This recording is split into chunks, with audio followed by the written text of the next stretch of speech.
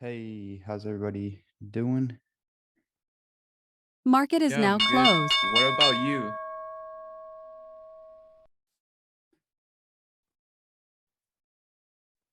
How's this week been for you, Gondola? Um, I I actually had a max loss yesterday. It was really it was really it was embarrassing. Yeah. What was embarrassing about it? Like when you look back on your chart and you're like, how did I fall for that? Because you know how on small caps it's really rigged, right? Because like I've seen it 1,000 times, but during the trade, I still fell for it. That's what happens, dude. You got to fall for it so many times until eventually you're like, you start to, you start to see something that you're like, oh, this looks like it's going to be a breakout or it's going to set up here. And then you got to think, is this a trap? Is this going to be a trap? And then you got to like kind of look around, like look at the recent candles and see if it was trapping earlier. And that really helps. Yeah. Actually, I'll send that chart. How's everybody else doing?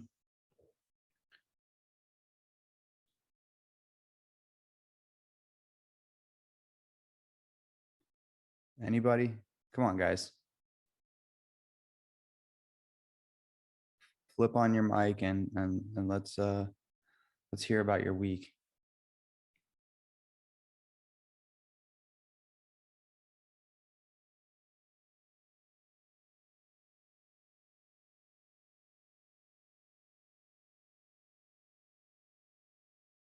Nobody, man. Leo, Hey, HMX. it's Leo. Hey, Leo. Hey, How's I how's the just ES posted trading been? in the boiler room my trades for the day. Oh, I Well, didn't see him. Here, let me just go the look. results. The results. That's all. Yeah, I saw you had a $600 day. That was decent. No, no, more than doubled that. Oh, really? What Yep. happened with Just that? just like 10 minutes ago. Oh, really? What was going on? I saw it fading, but I caught the fade. oh no, did you get this like last fade here at the end of Yep. the day or Yep. Just not nice? even a few minutes ago. Oh, cool, perfect. So you're just now closing out the trade, or you're gonna leave a little to swing? No, no, no. I closed it all out. I'm up over 2 Gs. There you go. That's a good day's worth of work, man. But the problem is there were good trades in the morning. And then the hard part is shutting it off, walking away Of course. when, I just went into the kitchen and cooked a good meal. Hmm.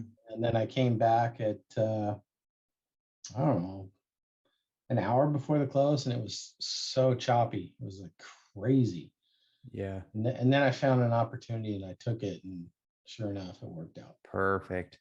What trailing kind of style did you use for that, like in trade management?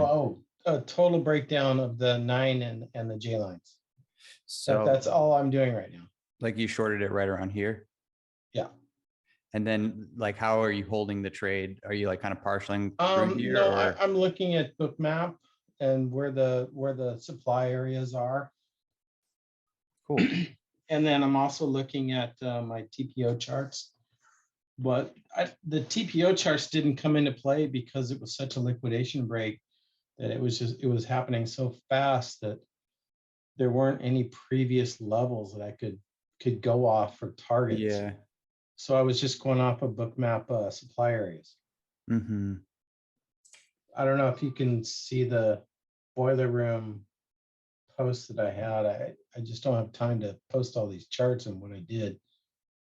Let's But see. yeah, if you look into the last few minutes before the close, it was really choppy. I mean, it was swinging 8, 10 points. I mean, there's no way you can play stuff like that unless you've got a big wallet. Mm-hmm. Yeah, it makes it difficult, right? But then once, watching my TPO chart, once the L period broke, or no, M period broke below the low of the day, then I knew I had something going. So Nice. Oh, cool. So, everybody else, question for you guys. Has everybody gone through the manipulation playbook that Jay did? This thing? Yeah, I've read it once or twice, Okay. but I need to study it more for sure. Yeah, yeah, I wanted to go through it with everyone, but I wanted to see yeah. who all has gone through it. I have not. I had my first conversation with Jay Trader or Joseph yesterday. So I'm Mhm. like brand new as to how this whole mentoring stuff works. Even though I've been following for 2 weeks, I still don't know the process yet. I have been going through, all the videos and looking at everything that's been posted by everybody. But I have to find a curriculum or some sort of syllabus as to how I should be a mentor student, from day Mhm. to day. What are the steps I need to follow? And what To do I need? sending him your charts and whatnot, Yeah. or Well, I could do that, but I right now I'm just not only am I trading, but I'm overwhelmed by being a student because I haven't been. I've, I've always been a student of Mhm. trading, but not with in a structured environment like this. Well, So I mean, it just takes a little time. You get in the group things after a yeah, month or so of doing it. I yeah, mean, dude, in 2 months, I was just amazed at the amount of information I was able to take in. And then even after, 3 to 6 months, there's just so much good information when he's looking at your charts and saying, oh, well, look where you're taking this trade. And did you think about this? So it, yeah. uh, it'll be good. Okay, cool. Yeah, But yeah, I let's mean, go ahead if you and don't know how you're like a good way to send the charts or markup charts or just message some people, some senior kind of mentoring students, and they might give you some ideas. okay. The only thing he asked is I just keep in touch with him every single day. Mhm. How to go, what was my thought process, how was I feeling, Yeah. stuff like that. Yeah. So Every day at the end of the day, I send in my charts, write a little, sometimes I don't even write anything. I just send the charts because I mark up my charts. And then, yeah. And then in the morning, I see his response, and then I kind of take it all into consideration and get ready to trade that next morning. So, yeah, it's a good little system. I'm almost thinking about moving to Italy because I'd Yeah, it's rather nice. wake up early in the morning, have all morning to do my stuff, and then trade in the afternoon. Waking up before I am is really tough. Mhm. Yeah, yeah, and I was just saying the other day, I'm like, it's funny because sometimes we wake up, like roll out of bed, and then in like an hour or so we're trading, and sometimes that's not enough time to like think about mistakes and what you want to work on, and it's not enough time sometimes for your mind to wake up. I think so. Having being in Italy gives you some perks Yeah, because you get to start the trading day later. I You're like like fully aware. noon, 1 o'clock in the afternoon. Yeah. Are Okay. you are you on Are you West Coast or East I'm Coast? in Miami, Okay. so Florida, East So Coast. I've been finding out, I haven't been sleeping great lately, but some of these trades starting at the Asian Open or even the Euro Open at midnight on my time, which would be what, 9 your time. There are some hell of a good trades. I mean, just the trend, like last night, the market was way down. And then when the Euro opened, I mean, it went up, I don't know, 30, 40 points. Yeah. Yeah. No, they definitely have some good moves, and the only thing I don't, for me personally, is it's just too low of a volume environment. So Well, you yeah, can easily just get squeezed, or if I think trading in certain times like that, you definitely got to do a lot of stats to see, obviously catching some good moves works sometimes, but you know, how many months out of the year is that kind of happening? Or And trade micros and put 20 point stops on your yeah, exactly. helmet. That works. But if you're trading micros, you're not going to lose a lot. Okay, so other question for everybody. So like, is everybody who's all a new mentoring student here? Leo, I know you've been in here. Gondola, I know you have. Yeah. Uh, is it? I'm new. I'm Jason. I know my Zoom probably says Danelle, but that's my wife's Oh, name. okay. I'm yeah, Jason. I'm day 2 of the mentoring program. Okay, cool. Have you? Yeah. What's your Discord name too? Is just under Jason? That's Jason M. Okay, cool. All right. What's up, Yeah. Jason? Hey, I'm Josh, excited to what's be up? here. I haven't taken any trades yet, but because he wants me to trade paper, because I've come from another room over the last year and managed to lose quite a bit of money. So Yeah. we're starting. That's how we all started, dude. So in paper. You know, the thing about traders is they often either inflate how well they're doing or, you know, tell you how smart they are. And then maybe they're not trading as well. You know, Jay doesn't mess around. He's like, I don't care how good you think you are, you start in paper. Nice. Yeah, I still trade paper. I've been doing it since 2012.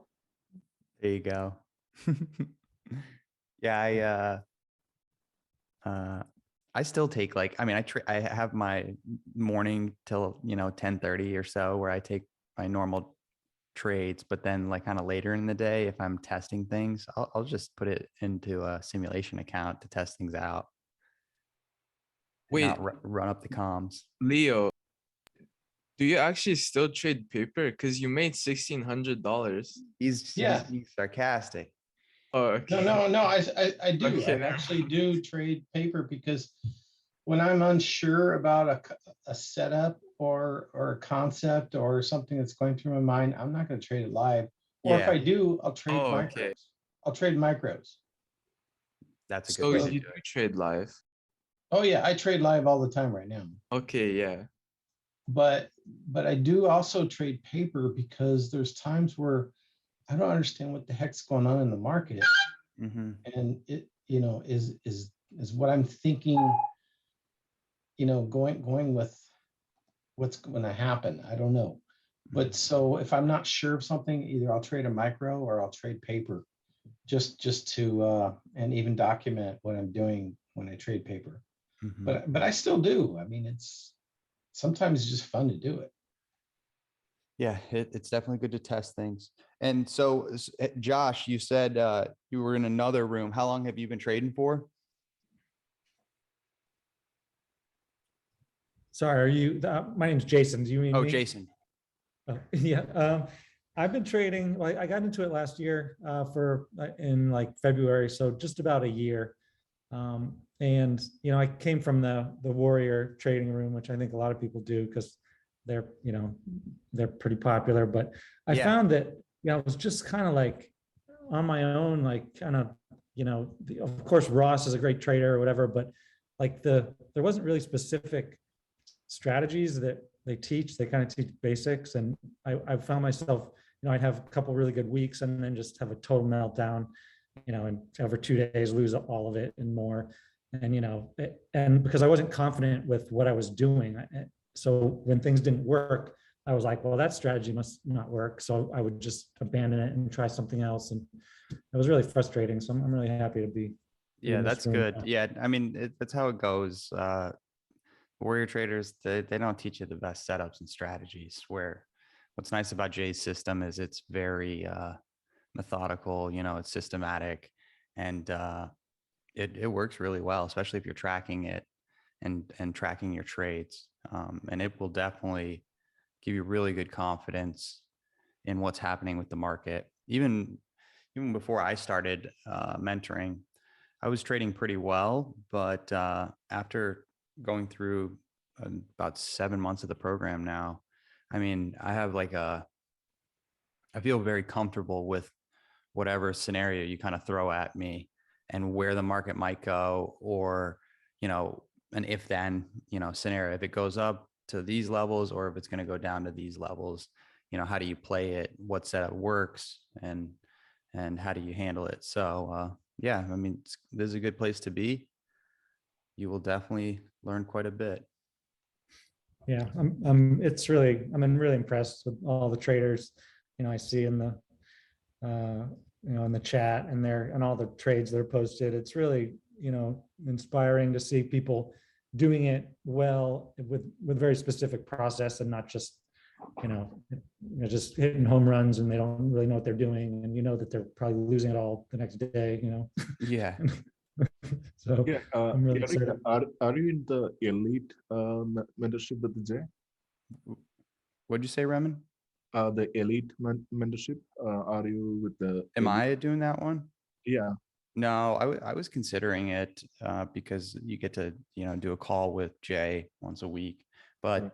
honestly, I was thinking about it maybe in the future, like because 1 year mentoring, it's enough to get you to where you need to be and to become profitable right, yeah. if you follow the system and how disciplined you are at following rules.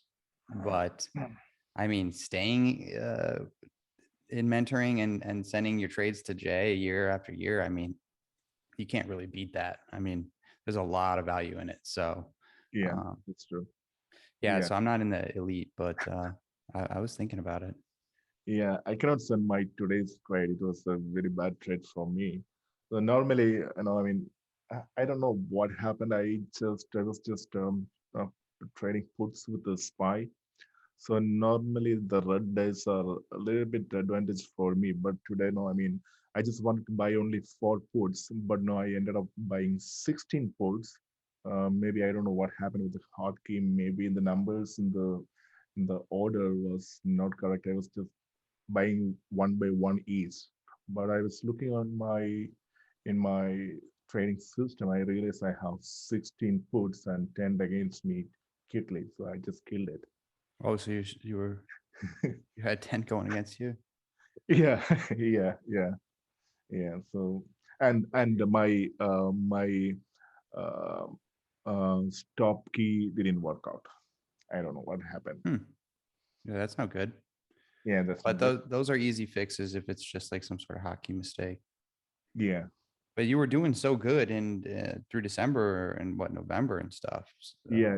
So January I'm not good, doing good. I mean, even though I mean it's I super had read, choppy right now, yeah, at least for I the had open. read, yeah, I was trying to keep my red days very small. I was keeping that well until yesterday, but today it went over 1 grand. The red day, what went Yeah, over? You said your max. yeah. Today the red day went over 1 grand. Oh, it was over $1,000. Yeah, because Oh, of that's a bummer. yeah, Yeah, for yeah, those of you guys don't know, Remen, he's a pretty good big cap kind of trader. Options trades with a little bit wider of a stop at times, and has some consistency doing $1,000 days. So, but yeah, it's just the market timing, I bet. Yeah, because there's been so many fake moves happening right now. It's just crazy. And then like right now, I mean, if you would have just not traded the market and then this morning until like 10 o'clock, 10:30, right? mm, 10:15. I mean, this beautiful move happens, but yes, then you've got like this. yeah. I chopped out there. Yeah, exactly. I was kind of fighting this a little bit too Okay. on what I was trading.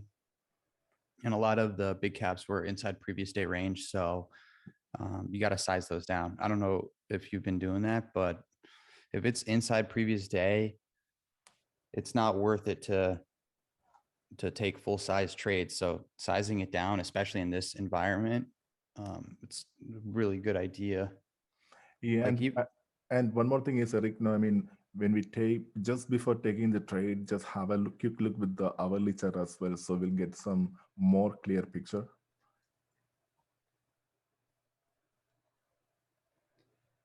so I mean, it's been Yeah, yeah. See, This is where it was kind of here like this, and then it did this little break here. This is kind of an ugly trend line, but See, that is perfect with the J line, and I mean, overall you kind of have this down trend here, right, and then right. you're below the hourly J lines as well. So this thing today tried to I mean, it wasn't even near it. I mean, it totally faded today. So I think that the market, it did kind of, it did this pull down here in December, popped up strong, consolidated back here around this area, pulled back, bounced off the J lines. This was an awesome day to go long. Right. This is the day Jay called out the Tesla swing at $1,000.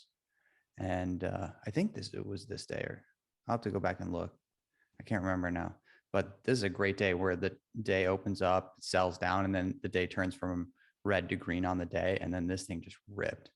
And we kind of got that same motion right here, except it ran into this 47, 25, 30 area, and it just rejected. It's not ready to go there. It needs to build more of a shelf on certain price levels. It needs to create value in certain price areas. So it's just not ready to go there right now. So it's either going to hold up here at this 45.25 kind of area, maybe even go down to 4,500, which you've got this kind of support here.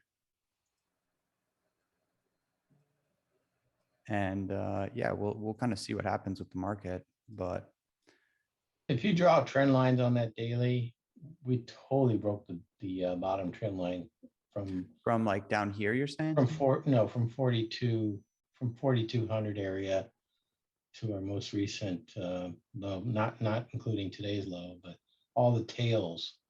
Yeah, I think you got a blue line. Oh, if you kind of like drew it like this? Yeah. I do it like that. Oh, okay. Yeah, I yeah. even posted it in the room yesterday that we broke Yeah. that trend line and that channel. And I also had a wedge drawn in there. Mhm. But Yeah, I mean, it definitely of kind of broke, I would say, this trend line, but if you kind of have this like greater trend line all Yeah, the way yeah. down here, it looks like it could hold up potentially right around this area. And you've got this previous high that it kind of might rest on and bounce. It might go have a day where even tomorrow or something, it starts to go test 4,500, and then we'll start to see something. But you never know. We've got several VPOCs below us that the market might test as far as the TPO and the volume profile goes. Mm-hmm. So I wouldn't be surprised if we see 4,300. Yeah. Yeah, I was kind of thinking 4,500, but yeah, we'll see. This 4,250 kind of 4,300 here. This bottom, this could, if this doesn't hold up. But right now we've got this peak holding us up. We've got the 200 on the daily, which is right here. That might hold us up. And then if not, then we've got a VPOC right here, 4,400, and then we've got this level here. So we'll see what happens. What is that, a VPOC? A virgin point of control. Volume point of control. Yeah. Volume. Meaning it hasn't been touched since the last time price left it. Yeah, you see how on the chart here, this is the highest volume node. You see like the volume by price here. Mm-hmm. You see how this is the highest volume by price right here. Then so it creates this line where the highest volume by price is. Okay, so that is on 4,300. So it's on 4,375. Okay. So price hasn't retraced to that level since it created that VPOC, or since it created that point of control. Okay. So now it's considered a virgin point of control until it gets retested. Oh, it is? I didn't know that. Okay. Okay. Yeah, because it is not retested yet, right? Correct. Okay. Okay, and then so what's up to everybody else that's new? Josh. Jason, I was calling you Josh. I think this is Karen, Flavio, Mazel, and So we got a bunch of new people. That's pretty cool. Okay. And I had a red day today. 2 big cap trader, max loss. Can anyone share some big cap trades they took this week and their process? Yeah. So, guys, just so you know, okay, this is just a little kind of study group is all this is. And feel free to kind of chat or turn on your mic and just chime in. Don't feel bad interrupting somebody because it's all open format. And what I try to do is have everyone share their trades. Like you can send them to me on direct message, a good trade, and then even the bad trades. I know you all have bad trades. Okay. I have bad trades. I'm going to show you some bad trades. And the thing is with the bad trades, that's where you learn a lot.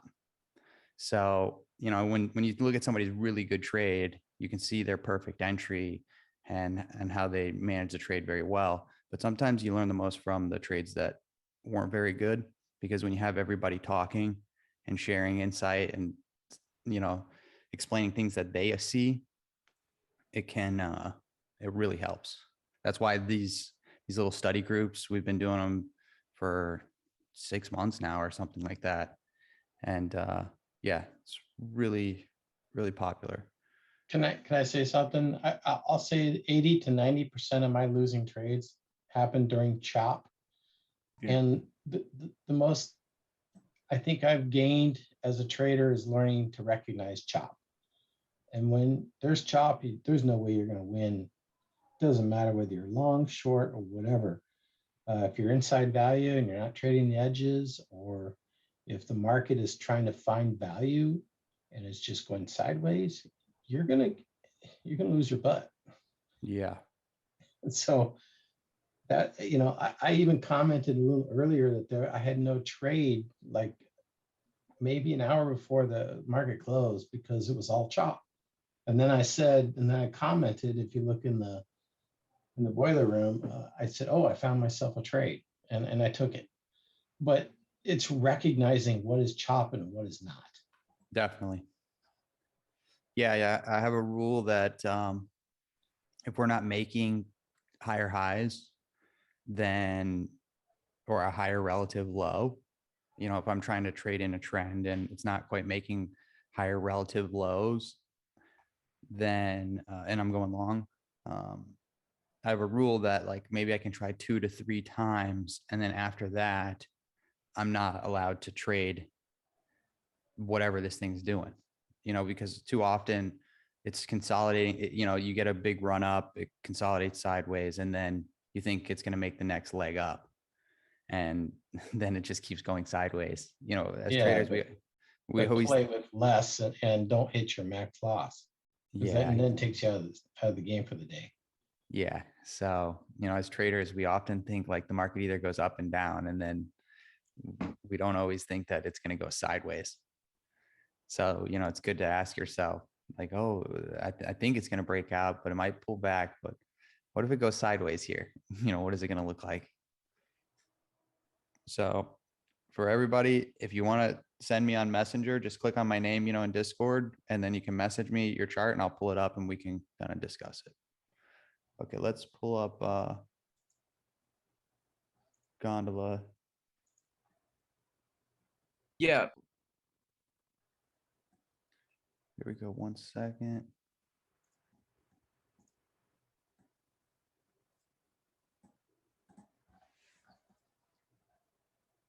Okay, there we go. Okay, so this is one of my really bad trades. And like I said before, I was actually really embarrassed about this because looking back on this, I don't know how it happened to me. This is just the emotions basically. So I'm gonna start from left to right. Neuro is like a small cap gapper. It's actually a gap and extension. The thing is, the fundamentals, it's a very bad company. Small float, 6 million float. It had a lot of dilution. But the thing is, in the pre-market, it didn't actually have much volume. So that's why I was actually looking to short it at the golden zone. On trade zero, the golden zone, because they don't have it. So that's me that put it there with like those yellow lines there.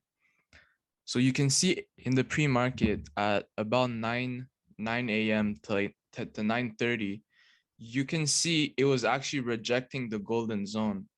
And it wasn't float rotating much. So that's why the golden zone wouldn't have been a good short.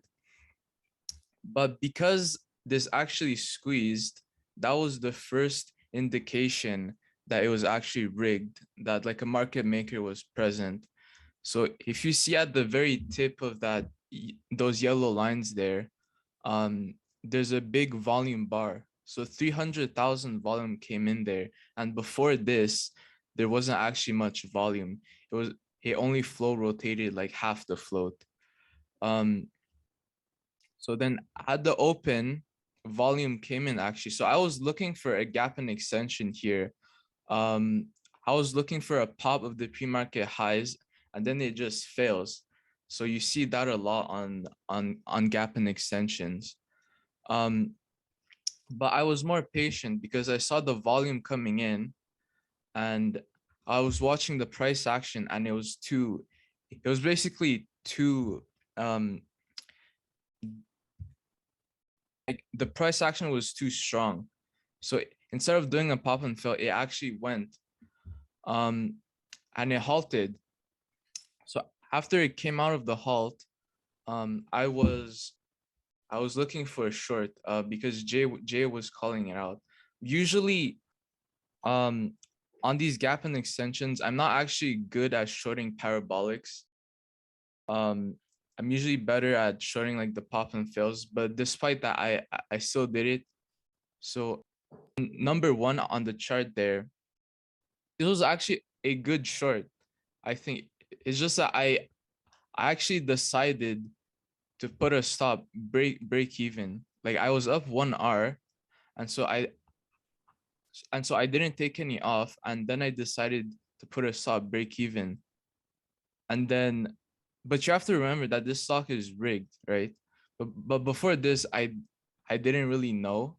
Well, there were signs that it was rigged, but it didn't pass through my mind that I would get burned later. So because I got stopped out break even, I actually got super tilted because I wanted to make a lot of money on this, right? So then as I saw this like popping and then failing, so this is basically the trend on this stock. What it does is it has a bunch of backside clear outs. So you like the aggressive shorts will get like basically like stop hunted basically. So that's what I got. So that's what happened to me. I got my stop got hunted, and so I got pissed off. And I was seeing this like popping and then failing. So then I started shorting. The thing with trade zero is I used some limit short orders on the bid, and so I couldn't get filled because this was super fast. And when I did get filled, because you know when you like it's going fast and you start like smashing your like your short hotkey, and so I actually filled too many shares, and because I was greedy, I didn't want to actually like cover the excess shares, and so that's what got me. So then when they did another like stop hunt, I got stopped out for 1 hour loss. On And number so as three, it on number two, two or number yeah, three? On two, two. my bad. So you see like the same thing happening actually. So at number one, when I got stopped out, and number two, it's basically the same thing. And so when the same thing happened and it slammed again, the same thing happened and I started shorting again and did the same thing at two. And so I still filled too many shares. So then at this point, I'm like, I'm down 1 hour, and it kind of is working. Like I was up like 1 hour again, and I was like, okay, I want to make my money back, right? Yeah. And then I'm like, so this used to happen to me before. I do it less now, but I didn't respect my stop loss because because I was a bit delusional, right? So because I was like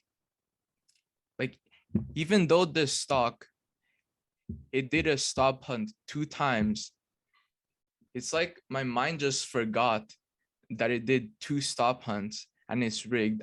And then I still decided to just hold for some reason. I put in my stop multiple times and then canceled it. You know that feeling when like the stock is just like coming up to your stop and then it almost breaks it, and then you're just sitting there like, oh my god. And so then I canceled it multiple times, and then when it actually squeezed, I was just a deer in the headlights. Like I knew I shouldn't do that, but I still just, Yeah, that happens. You know, I you don't don't know want to take what you don't yeah, you don't that's want to take right. the loss, and then you're kind of you're like, okay. Yeah.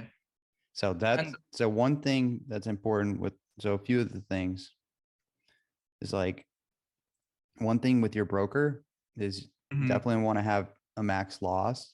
And then also like for instance with DAS, they've got max loss where let's say it's for you, it's $100, let's say is max loss. So that's when like if you get to 120, it will and you sell your yeah, position, you'll be at max loss. But then also there's a thing called total loss, and that's where the broker will stop you.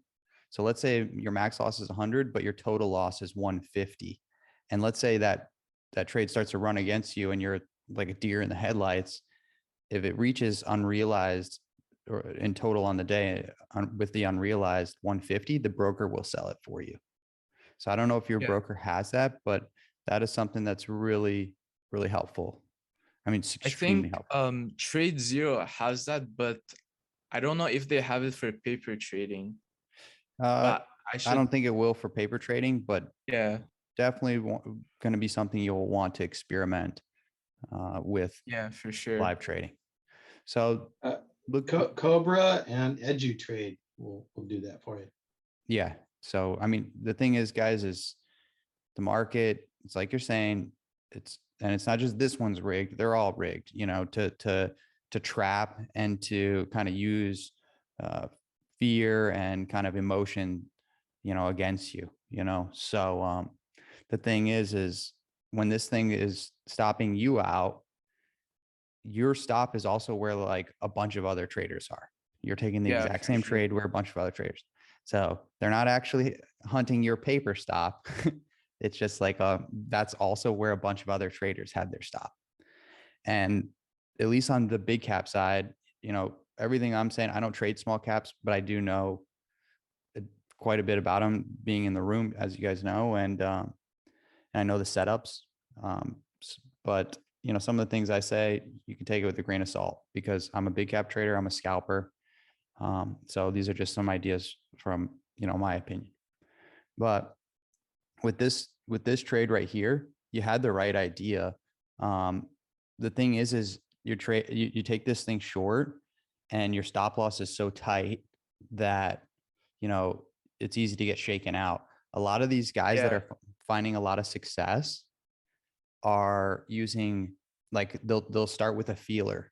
So let's say like your max like the max you want to risk on losing on the trade is $100 to keep it simple. Well, maybe you'll take a short here and then your stop loss is up here. And this distance from here to here is only like 10, $20. So you're starting with a 20% feeler. And then that way, when this thing curls back up towards break even, you don't sell it here at break even or here at break even because you're like, it's only 10, $20, like no big deal, you know. And then what you can do is you can find, you know, spots to add where kind of where you took this trade, this could have been a good spot to add size. So just a couple thoughts there. Also, one thing I'm always looking for are, you know, a candle like this, where it's making a new 1 minute high and then it traps down and now it's making a new 1 minute low. This was a fake breakout. yeah, So sometimes when I see these, especially on big cabs, when I see it break out like this, and it looks like it's going to go make new highs, maybe go to complete, the cup and head towards high a day. And then it starts to fade back down and loses like being a green candle, it starts to go from green to red. When this candle transitions, sometimes I'll take a short here and put my stop right up here. And then you have a really good risk to reward. So let's say you miss this first leg down. Then what you want to do is you want to find that next relative high. And you're taking the short here at the bottom of the breakout, which is good. But at times when breakout trades aren't working, you got to know how to like kind of take some dip trades or reversal trades. So just a thought, for you, because taking the breakout here, sometimes it does work, but it can get really trappy like this. In this market, with how choppy the big caps and everything have been, I know for a fact on the big caps, like you have to trade with a wider stop. The VIX is up to 23, almost $24 right now. You can do small size with a wider stop to get to the same profit target that you would in a lower VIX environment. Look at your moving averages. They're all going up at the time you put that trade in. So, But that's how these kind of shorts often are. I would say with the moving averages, but just realize here, if you're shorting here, the first level that's going to hold you up is going to be this like 9 moving average, right? And what does it do? It actually does hold up a little bit here. And then once you get this like greater trend break that happens around here, like this is a good spot to add, another fake breakout stuff and, fade down. This thing never made it to your first target, which was the J lines. I mean, it made it here, but you see these 2 red lines, this thing's sideways. So you just don't even want to be trading this. is your green line a VWAP or a 13? Yeah, that's VWAP. Yeah, you got. So it looks like your 9 held up, VWAP held up.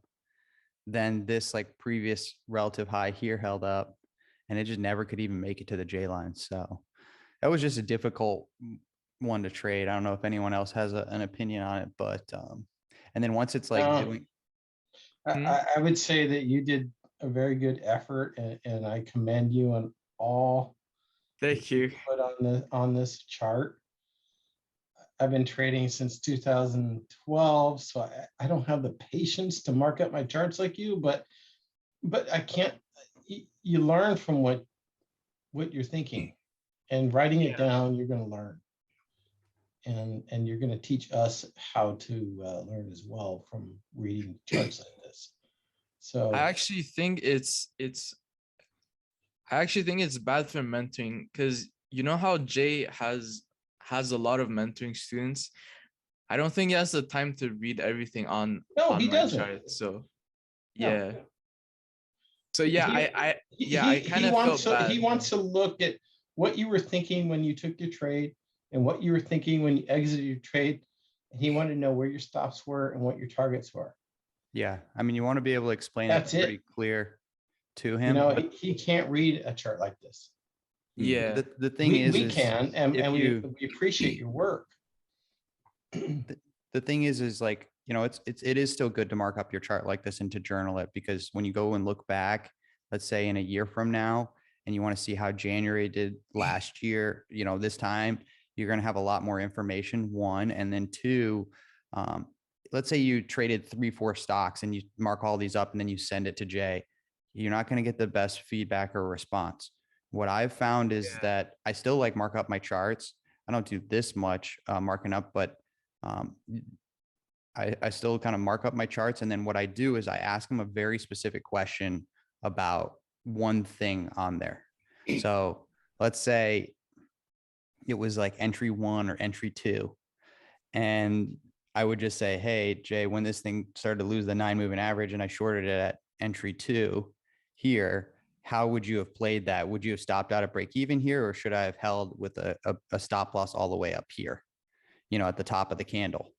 So what I do is like each day or every other day or something, I'll ask something very specific. And that tends to help a lot, because it starts to guide you with your questions or your management style. You know, all of us are different traders. We take different stop losses. You know, there's just a bunch of different ways to do it. You know, there's a lot of art to trading and Well, not yeah, just pure science. 90% art. Uh, So, Yeah. Eric, is there a way that you could share what you just told us for us new mentoring students? You know, what it is that you sent to Jay and how he responded, just to make it simple, because he doesn't have a lot of time and you don't want to spend a sure. lot of time, you know, creating, you know, information for him. So is it possible Let's the next see. time or in the future that you can give us an example, or even just post it in the mentoring group? Yeah, just show you here real quick. Like, let's see. Here's like my conversation with Jay here. Let's see. Let me clear all these drawings. Here was just like some stuff from a few weeks ago, you know, just scrolling through here. So like this is the weekend. I sent him my stats from TradeSync. I don't know if you guys are using TradeView or TradeSync, but send him that every week. Yeah, that's good. I'm pretty simple on how, I mean, this is like recent. So mind you, the amount of stuff that I was marking up on my charts in the beginning of mentoring was a lot more, but this is where I'm at now. Okay. He knows what setup I'm taking here. I mean, he knows my trading style. So, because I'm primarily a scalper, you know, so I sometimes do it very simple like this, depending on how I'm feeling. And, you know, Same way. huge sell off here. Wait for the flag pattern. We're below pre-market low. This is a 9 MA scalp. I'm waiting till it approaches the 9. I've got my stop loss really tight above the 9 because it has not been able to close above the 9, and just a scalp here. And Is there's that an lick. equity or a future That's- or an option? That's equities. Right. So there's a quick like 4R, you know, and here, let's see. And so I'll send sometimes things like that. Here was a fail follow through. It just didn't work. But he Yeah. knows what a fail follow through is at pre-market high. So it's like, all I do is put this small size, you know, before I would put the exact share size, you know, the profit amount on the trade, the He didn't emotion I was feeling. So, you know, it's good to do that. But, you know, after 7 months, the things that he's telling me, I almost already know right now. You know, it's like, follow the rules, Eric. You be disciplined, you know, like here was something like, you know, 400 shares, $210, reverse fail fall through off of pre-market low. So he knows what the setup is.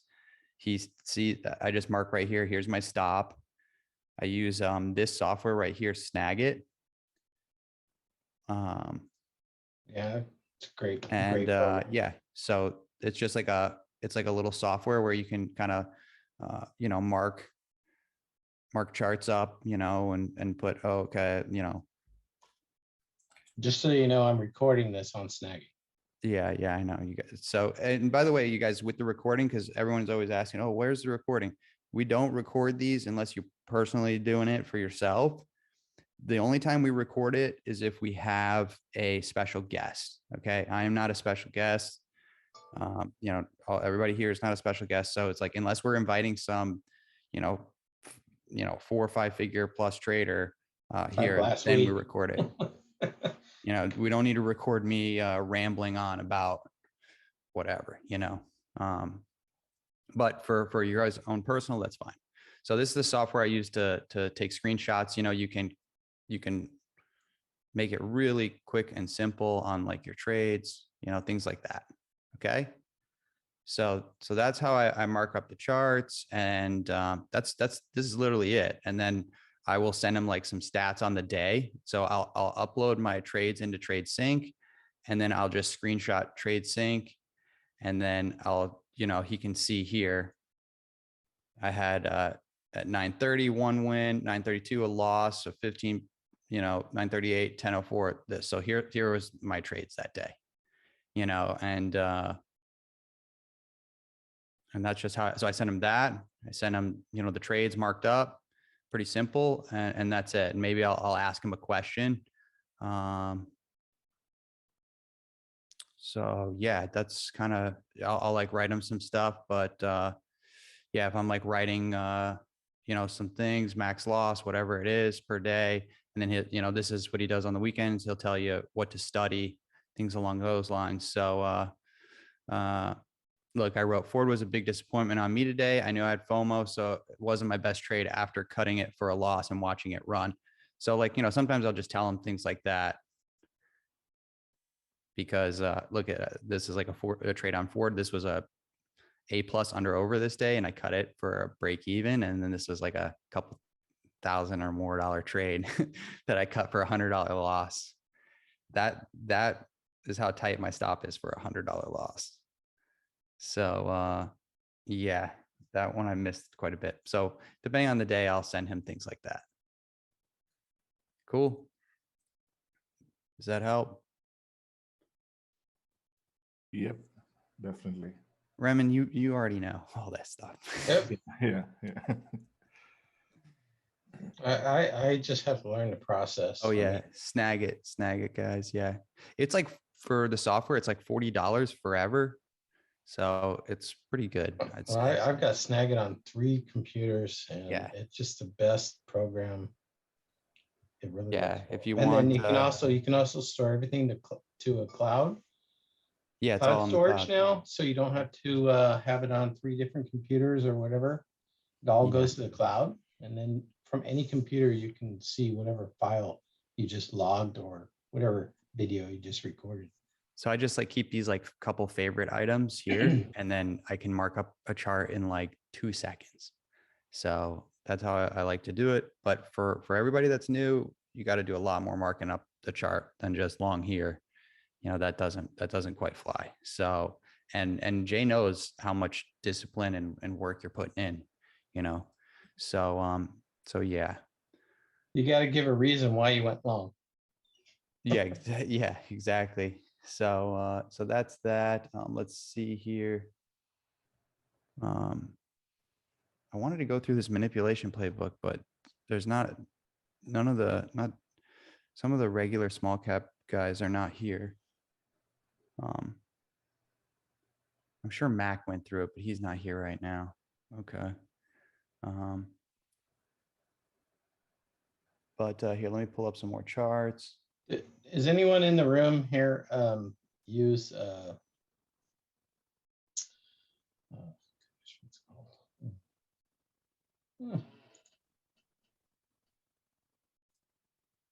Standby. All right, here was a chart from Cody. I don't know if Cody's mic is working, but let's take a look here. So, Here, if you can hear me. oh yeah, hey, what's up, Cody? So I just set that one over because I had like a suit, like a really similar, almost identical chart to the one that you just showed. And Jay like ripped me a new one for it. And this one, it just kind of illustrate how much easier it is sometimes when you wait for these wacky manipulated runners to, you know, kind of people lose interest. So where's your stop loss on this one? So my stop was, since I took it pre-market, so I didn't put on the full amount of size that I wanted. So my stop plan was going to be to stop right at that 610 level. At the 610 level or the high of the previous candle?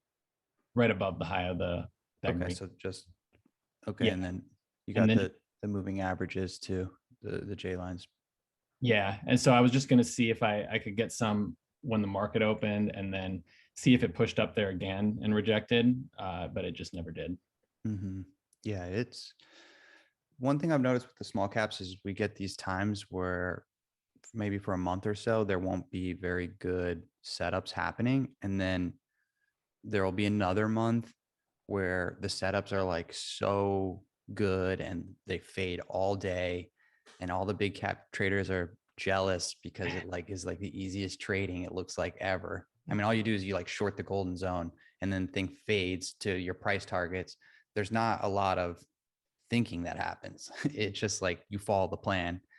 So yeah, I mean, this has just been, I would say, for the small caps, a bit more difficult of an environment. That's a chop zone trade right there. Yeah, I got to be careful shorting it here because you don't have a lot of confirmation, I would say. And I mean, this thing was Correct. super choppy here. Yeah, that's what I was thinking, that I would just stop it quick. If That's a tough trade. basically reclaimed that, and then wait and see what happened. So I Well, think I got kind of lucky with that one. Yeah, definitely. It Yeah. faded right out the gate. I mean, cap and crap status. So that was it ended up working. So, you know, that happens. At least you managed it pretty well and held. So I used to do like the stats on these, but not anymore because it was pretty amateurish, right? But I think about a third or 40% will just fade out of the gate and like they won't actually push at all. So that's why on like gap down day twos, a lot of them don't actually push to the 5-minute J line. But I don't have the stats on those now, but that was like what I did before. But I would say still that like 30-40% just fade and just don't give a push. it depends on the month. And that's where the stats, I would say, are really important because you'll quickly see the months that they're working and other months where they're not. The guy to talk to that really does really well with the small caps and trades the system pretty well is Sean M. He only takes it based on a very strict criteria, and he trades like one setup or two setups, and he does really well. He's been in the room for, I don't know, a couple of years or something like that, but yeah, he only trades those golden zone rejections. So and it has to have very specific stats. But yeah, I think that stats are really important. I mean, right now, a lot of you guys are just trying to learn the setups and or kind of improving your ability to trade the setups. That's where I was saying last week, replay is super important. If you don't got it, pay for it. If you're not paying for DAS, pay for a month or two of it just so you can replay every day. Because if I were you, I would be trading this in replay. So replay is important and stats are important because stats tell you what's happening and what's changing in the market. So here was something with some stats, and let's see. This is from Top Tick Swervin. He has some really awesome stats, and I got on a call with him, and he's been in mentoring for some time. He has some really amazing trades, and I was telling him like, hey, there's a few things I want to track on my under overs because I primarily trade under overs. That's my number one setup. And, I'm always trading it right at the open, something that's got a catalyst and momentum. So he was kind of helping me through, and I was just putting in some back data, but this is a great way to kind of do stats and then to also know when the market's going to change, your stats start to change. Like for instance, I mainly just put in January so far, and then some of December. I think there's a few more in December I've got to put in, but if you categorize this like month to month, you'd start to see how well a setup is working and then if it's changing. So yeah, so Top Tick, he created a copy, and then I was able to just like put in, what I was trading. I've been trading a lot of AMD. For instance, AMD under over 930, 950 was the exit. What was the stock market doing? What was the actual stock doing? Stock was gapping down. The pre-market action, was it chopping? Was it holding the J lines? Was it below the J lines? The open location, where did the stock open up at, above, below, or at the J lines? And what was the best trailing method? Was it the 9MA? Was it a 1-minute candle, 20MA, something like that? And then where was the final target of the opening drive? Was it above or below pre-market high? So these were 5 questions that I kind of had, and I wanted to know about the setup that I'm trading, the setup that I like. And that's where, he helped me he put all this together for me, and I would just put in the data. And now you can kind of see, let's see here. So pre-market action, So total winning. So these are all the winners. These are all the losing under overs. Just a few losers, but pre-market action, 39% were holding the J lines. There was none that were below the J lines in pre-market. Was it trading below the J lines for a winning under over? And none of them were. 44% were kind of chopping up and down between the J lines. And then on the opening location of an under over, 44% were above. So just to explain to you guys like a plus under over here. Let's go find one. There hasn't been actually A plus under overs for a bit. 110, 111. So A plus under over is gap up on the day and then holding J lines all of pre-market. So not dipping below the J lines. 110, 111. Let's see. Yeah, this wasn't even a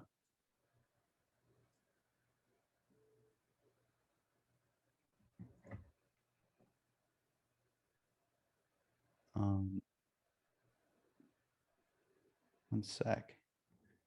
1230, 1227. I just wanted to show you guys real quick, like an A plus under over. But anyways, all it is, you know, gap up on the day, holding the J lines the entire pre-market, not trading below the J lines, but holding above them.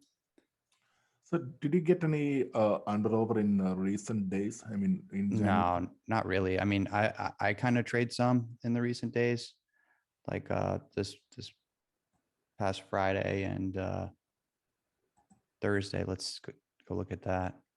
But this was like see how this one, it was actually inside previous day. So this wasn't even A plus. So if this is the previous day, here's the next day, it needs to gap up above it and it needs to be holding the J lines, these green lines, the entire pre-market, opening above the J lines, dipping into it, and then buying up. And that's like an A plus setup. So that one you can size up the most. And what the stats are telling me is that, you know, my best under overs are happening above the J lines. The best, you know, risk management or trailing method, trade management to the trade is going to be using 1 minute candles. So if you like hold with your stop loss at the 9 MA, that only works 28% of the time as the best trailing method. Whereas the 1 minute candle, it's 56. And then the other cool part is that the final target of the opening drive, like of the beginning to the end of that under over, the final target is almost always over pre-market high, 61%. So, you know, this is telling you a lot about these setups. And as I continue to put these in, and if I filter it to certain dates or a certain month, I can see the changes happening in the setup. And then Eric. I'm able to adapt quicker. Eric, what Can you explain a what bit you're more? explaining? I'm sorry. Sorry. What you're you- explaining happens every day in the ES. I mean, it's amazing what you just showed us and what happens and what I observe in the ES, but I don't log what you're logging, but I see it.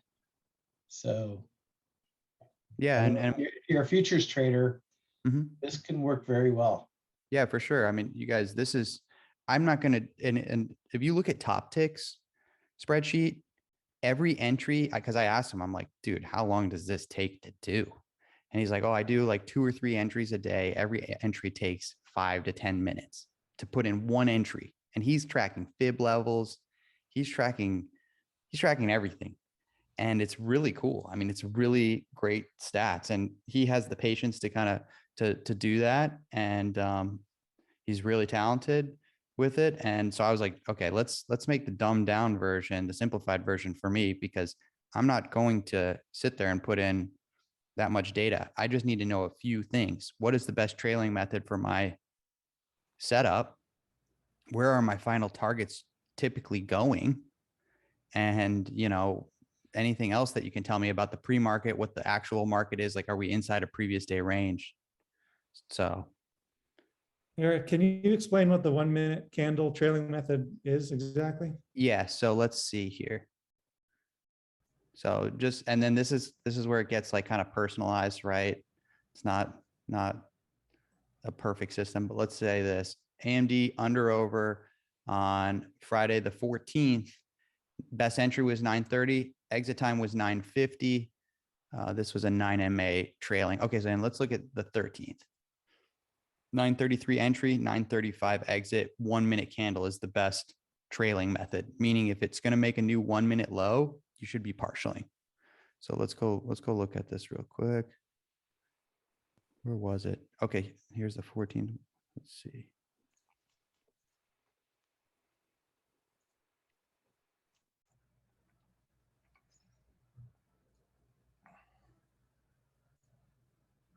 Okay.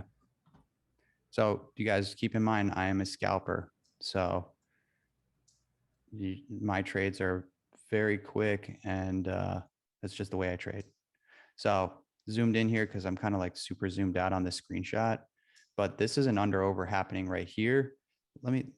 This is the trade I actually took. Okay. Entry right here after an inside bar, and then it popped up. And before it was even making a new 1 minute low, I kind of cut all of it off. Usually I don't do that, but the best trailing method, which let me pull it up here on the chart real quick.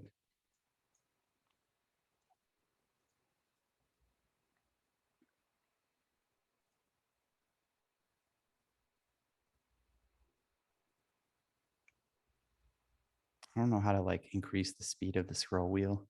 I feel like a snail when I'm scrolling this thing. But okay, that's the 14th. Let's go back one more day. So here we go. Here was the 12th. Okay, here's the range of the 12th from here. Here was like the bottom of the range was here. Okay, we open up, we're here in pre-market. This is the pre-market of this day on the 12th. We're inside previous day, but I look at AMD when it's pre-market, I'm deciding what I'm going to trade, and I see how strong this thing is holding the J lines. This is all the signal is for me. Like, okay, what's it doing on the chart? Let's see, where was the 12th, the 13th? We were kind of above right here. We bounced off of on AMD. We kind of did this like trend break, and then we were on top of the J line. So I was like, okay, this thing could break the high of the previous day and get going and curl back up towards the 150 level, over a few days. So I look at the stock, it's holding the J lines all of pre-market. So what I tell myself is like, okay, for the under over, what I'd like to see is this thing stay above the J lines, open up, dip into the J lines, and then buy back up towards pre-market high, which is this blue line roughly. So a dip and then it curls back up. It's like a cup pattern is the under over. That's why it dips under and then it goes back over the price, the opening price. So here's what it does. 9:30 happens. It kind of opens up right at the J lines. It makes this like little bottoming wick in like as fast as you can blink your eye, pops up. It actually gets through pre-market high here in the first minute. And once it does that, there's two things that can happen after you've reached pre-market high. You could either close above pre-market high and start going higher, and start to create a trend, or at pre-market high, you can have a fail follow through and it rejects pre-market high. It failed to follow through pre-market high, and it can reject here and then head back down to either you got the 9 or VWAP as support, but the target is really the J lines. So if you get a fail follow through after the under over, then you're headed back to the J lines. So this thing throws kind of like this inside candle, which Jay likes those as well. I mean, I like them too because they're really interesting how inside bars work on a 1 minute or a 5 minute, even a 15 minute. You get this kind of candle that's inside the previous. So the the breakout direction is where you want to be going. I'm looking for this inside bar to break higher. It's kind of, the sellers don't have enough strength to sell this thing down and make even a new 1 minute low. So what I'd like to see here is it break higher. And if it does break lower, then, the target is the J lines, but I'm not really shorting there. I'm looking for a long because it's AMD, it's a big cap. Big caps go up a lot of days. It's not like shorting a small float, a short float, yeah, so you get the inside bar here, you get the break up here, entries like here, stop loss is at the 9 moving average here, and your 2R is right here. And so you're scalping it there. And then right here, it makes this new 1 minute low. That's where you want to be taking a partial or not cutting the whole trade. But if your entry was here and you get all the way up here to 2R, you take off like 50% at 2R, and then it starts to make a new 1 minute low, you might want to take some more off because you're so close to your entry in such a quick time span.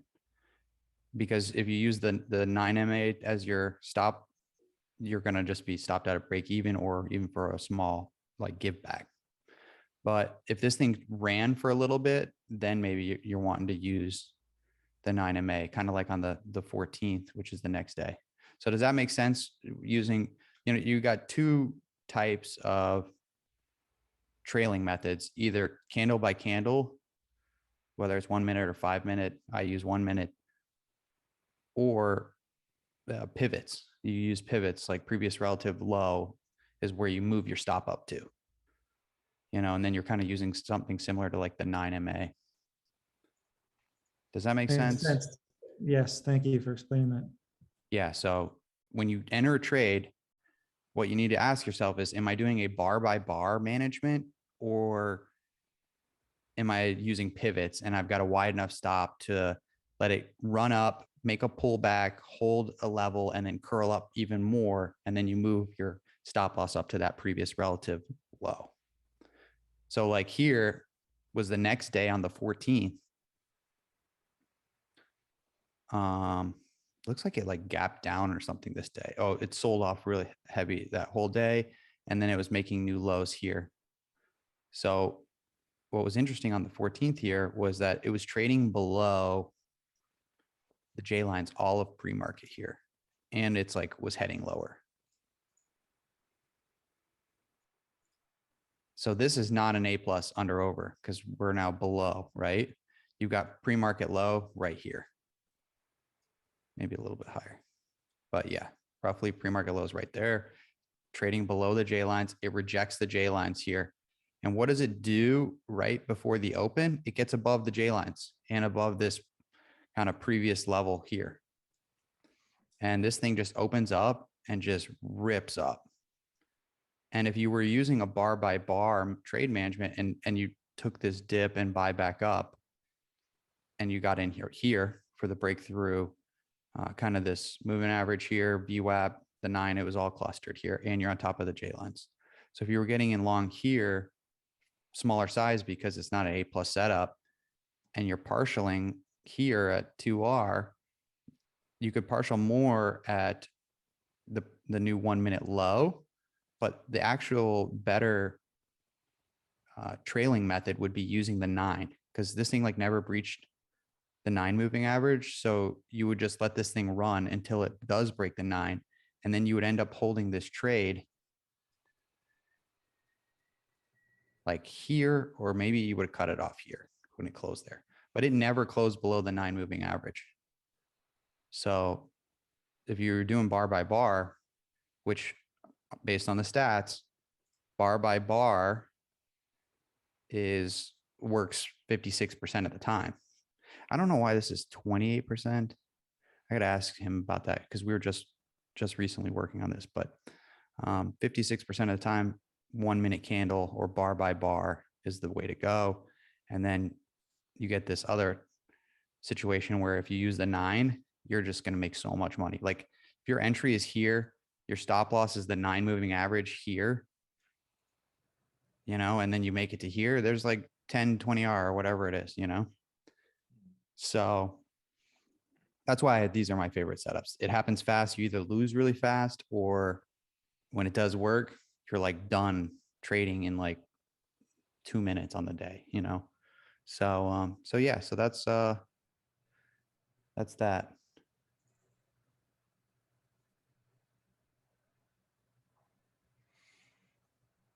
Any other questions, you guys? Yeah, so one question. So that pen, I mean, that pen highlighter you are getting from Snagit? Okay, this one right here, Yeah. this is in DAS actually, but I can use it if I press the annotate. You guys can't. There's like a bar here for Zoom. Mhm. There, it's not none of this is from Snagit. This is like from in Zoom. I can turn on annotate and I can like draw. I can like Ah, okay, okay, okay. draw Got with it, Zoom got it. too. You guys can draw too if you want. Like I think if you press like options at the bottom of your screen, it says annotate, and then you can like draw on the screen too. Okay. But that's not from Snagit. If you have the EpiPen, you can do that.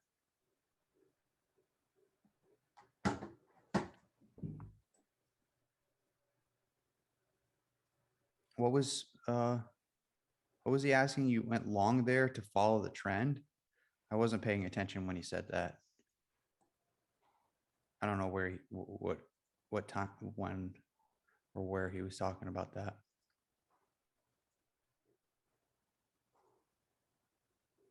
Okay, you guys, something else you want to go over or what?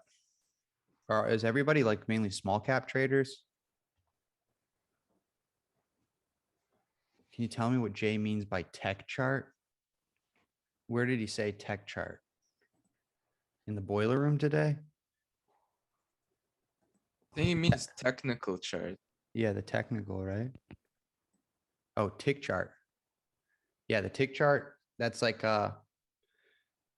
if you have toss, you can throw on like I think it's like a what 133 tick chart. Leo, do you know what it is? What the number they use? It's like I can't remember. I think it's like a 133 tick chart. I mean, what it is like you're reading every tick. So like instead of using a tick chart, I use here, let me clear this. I use in Bookmap the 10-second chart. So like here is, That's a fast chart. yeah, that's how I scalp at the open. I'm trading off of a 10-second chart. If I'm trading index futures, I use a 400 or 512 or 1024 on tick. So like Karen, this is like on Bookmap. I don't know if you got Bookmap, but you can turn on the study here and then go to candlesticks. It's default to 1 minute, but I have it at 10 seconds and it's like a tick chart. So instead of like a 1 minute candle, I'm able to see 10-second candles. And this for me is really good because you can just kind of catch these moves before other people see them. You know, you might just see it in the middle of a 1 minute candle where, you know, or near the bottom of a candle, and I'm seeing kind of the beginning of the breakout. You know, let's say this like breakout right here happens and then it just continues to run up, which that happens quite often. You know, I'm able to catch the breakout here and it looks like I'm buying a dip, but it's really the first breakout, which is a 10-second breakout. And then if you have harmonious charts, like 10-second breakout, you get, then you get a 1 minute breakout, and then you've got a 5 minute breakout. You've got then a really strong move. And I like to use the 10-second because, you know, I like to trade fast, and I can have these really tight stop losses where, you know, I might enter here and then have my stop loss right here. And then I'll be able to get to 2R, you know, wherever it is very quickly So before it Rick, even reaches a new Have you high. done that on futures? I don't do it on futures now. Okay. so You get the same results. I haven't I- tried it, but I'm gonna. I think couldn't I'll tell you. look at it. I probably could get the same results. I could probably trade most most products and do the exact same thing, depending on, you know, how trappy it is and how much volume it is. But that's why I like the big caps, because when there is a breakout happening at a significant level and some institution is buying it, like that breakout is real, and that thing's getting ready to run. So there Well, is yeah, like a lot you got less. underlying indices that are going to help support that as well. Yeah, exactly. So, it's a little more simple, I would say, than some of the small caps, but you don't make as much money and you have to use a lot more buying power for big caps. Yes. So, yeah.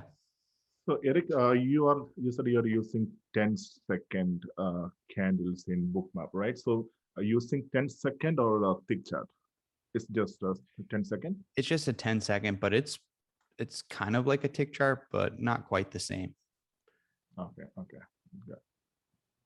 Tick chart like just shows you if it's like, ticking up and buying or ticking down and selling, but it's really important because if you get good at reading the tick chart, you can see when you're taking let's say you're taking a short stuff or, a flag break on a small cap.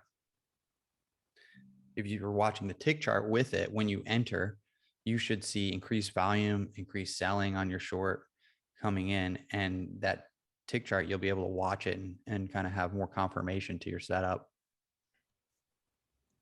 But those are faster time frames. It depends on your trading style. Remen, you usually trade with like, wider stops. And I don't know how, I'm sure you use like the 5 and 15 minutes. So this is more relative for me at the beginning of the day because we're in that very high volume environment. Whereas as the day progresses, I don't use this as much. As the day progresses, I'll zoom out and kind of just view it like this, and then maybe I'll just draw some lines, Oops.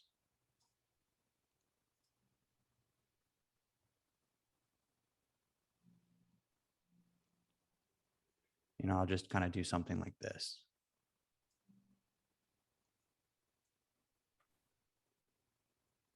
Have you ever tried? Okay, Can you please open your spy tab on Bookmap?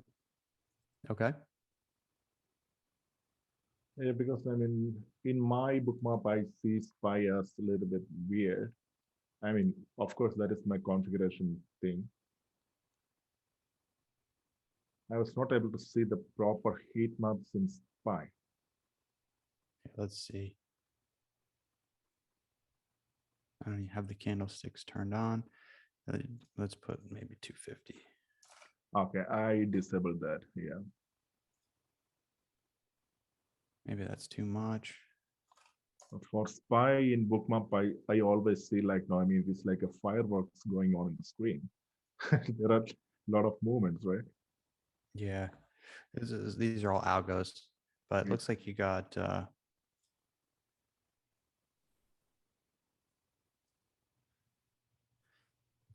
little bit of support happening here that came in, and then it propped up the price and it got back over VWAP, and then they dropped this on it, and then it took it off. But this was a signal that if the price was going to come back up here, it was going to have to get through some big orders.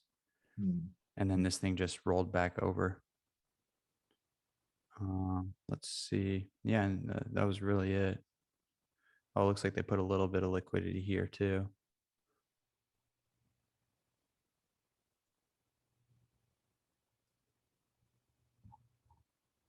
Yeah, this thing was going up and then they dropped this liquidity here and kind of held the price down. And then they were pressuring it down with these liquidity zones here.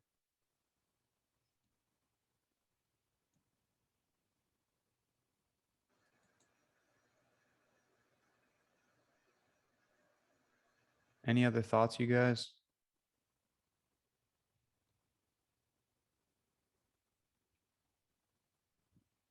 Okay, like we've got the meeting on Saturday too. What I'd like to do is go through that manipulation playbook by Jay.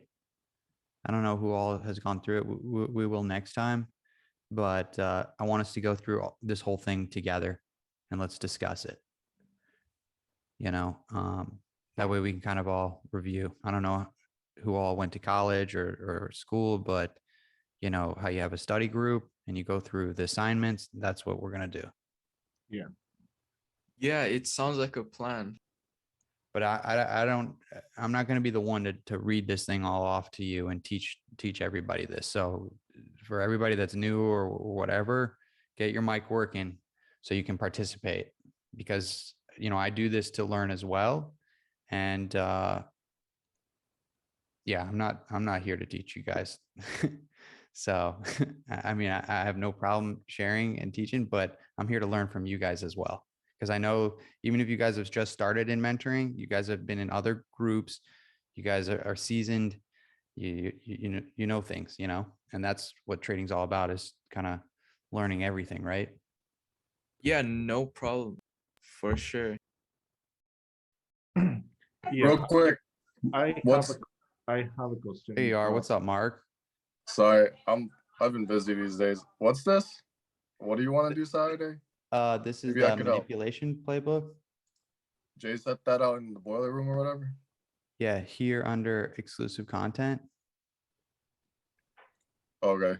What do you want us to do? Maybe I can help. I want us to just go through it slide by slide and just be like, okay, guys, what do we think about this? And, you know, like, what do we see here? You know, what is he telling us? Because Jay said he took like 2 months to make this thing. It's like 20 slides. Yeah. So, and I saw he was saying like, okay, I'm going to be asking you questions, to seeing if you studied the manipulation playbook. So, you know, The that's his mix way of to, both high cap and small cap. it's mainly small caps, but regardless, it's still good to know. Okay, cool. But I know you mainly trade small caps, right? Yes, sir. Yeah. Okay, cool. Sorry, I've been out of the loop, so I've been busy with stuff. All good, man. All right, I'll look into it. Thanks. Remen, what were you saying? Yeah, I was asking about, I mean, I'm thinking about to buy a new computer for the day trading, because I have a MacBook and my bookmap is running on the MacBook. Oh yeah, that sucks. That Yeah. ain't gonna work. Yeah. Bookmap is it. They did not develop the software very well because it's a hog. I mean, it takes up so much RAM and CPU and all that shit. Right, right. So, I mean, Yeah. that is well. I mean, it opens quickly and it executes well. So I'm not trading with TOS now, because TOS also again is not that fast. So sometimes it gets stuck. So I use a different one more computer that is for the TOS. And I'm thinking to buy a new computer. So anybody have any suggestions for the perfect configurations or anything? That's a good idea. More computers and more screens always help. Yes, yes. So I saw one gaming computer that is in Sam's Club, and I was thinking it's a desktop. So I was thinking to take that one. If I were you, I'd try to find a used one and just like reformat it.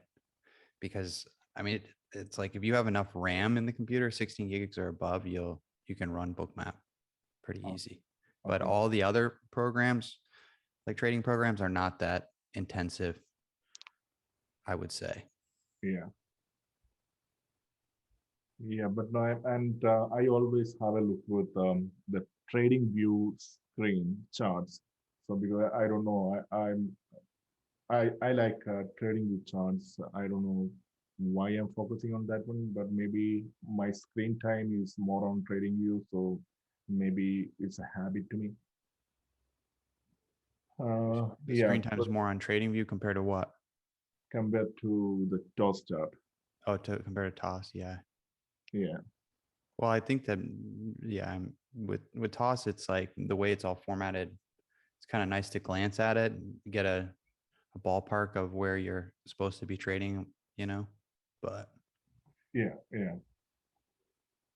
Yeah, toss is excellent because man, all the J-line indicators along with that, it is excellent. But no, but I don't know. Maybe because of my screen time, I was more focusing on trading view. That could be the reason.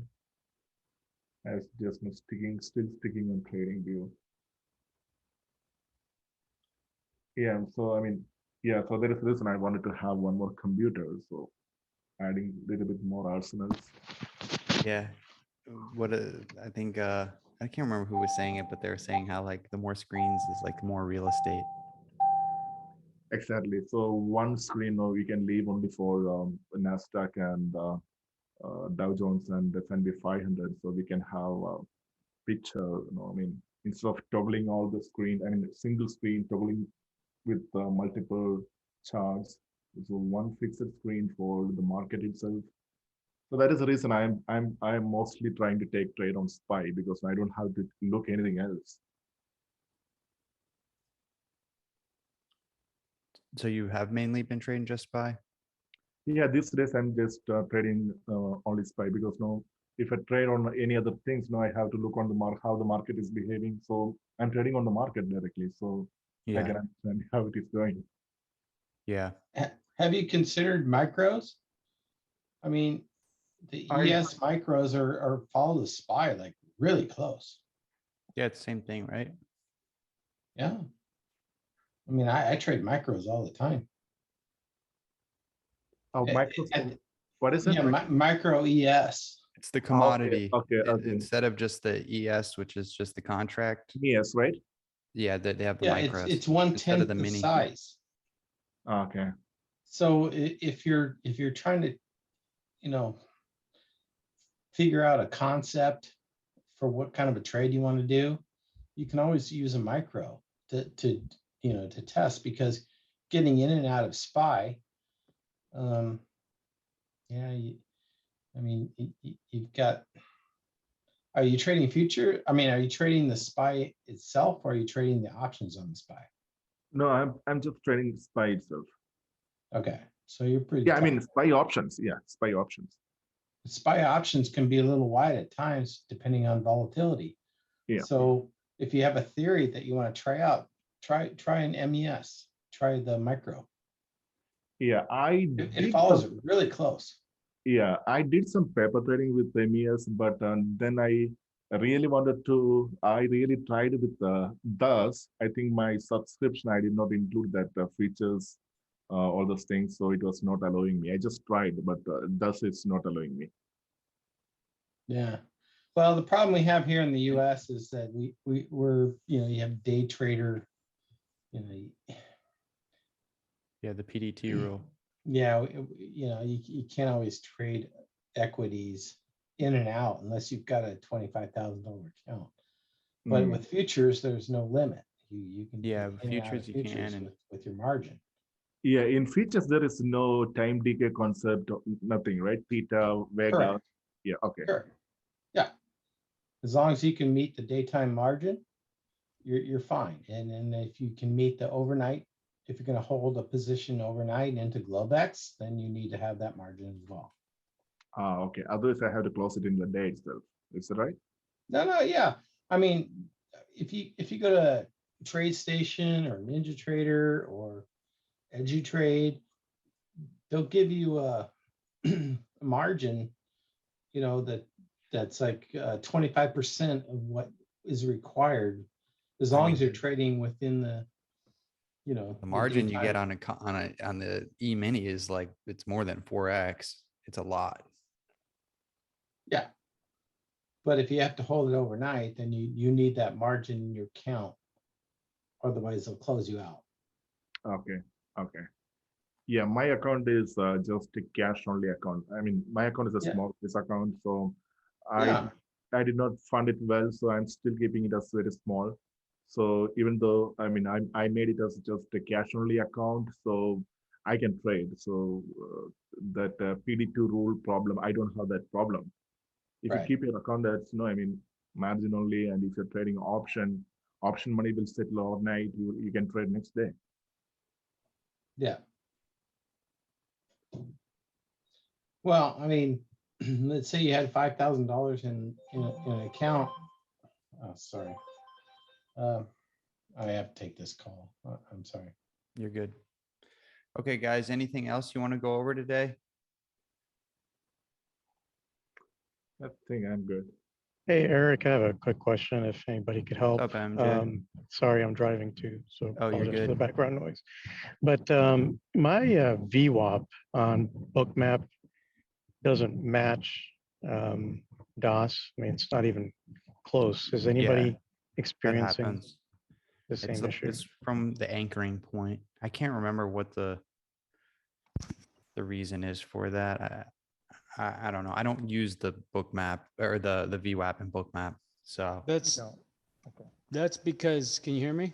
oh, what's up, Yes. OTC? Yeah. That's because Bookmap does not have ArcaBook, so your data is different. Yeah, that could be. Gotcha. So follow the DOS is your recommendation. Yeah, so DOS, you have both of the book. You have all three books. You have ArcaBook and Total View, which is NASDAQ. They're the two largest books in the business, right? And then you have IEX, which you should have if you have a Cobra DOS subscription, you'll have those. But that's one of the reasons I don't use Bookmap anymore. Other reasons I've spoken about, but one of the main reasons because they don't offer ArcaBook, right? You don't have a full inventory of the books. So yeah, your indicators on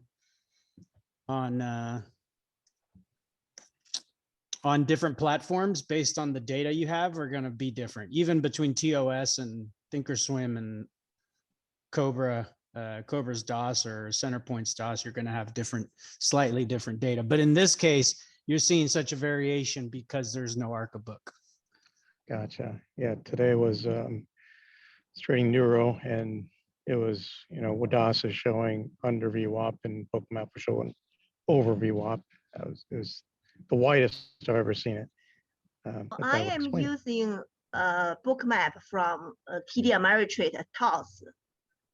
I'm not sure where the data, if they include ARCA or not, but No, they don't. they Yeah, I don't don't think they do. No, they don't. even TOS.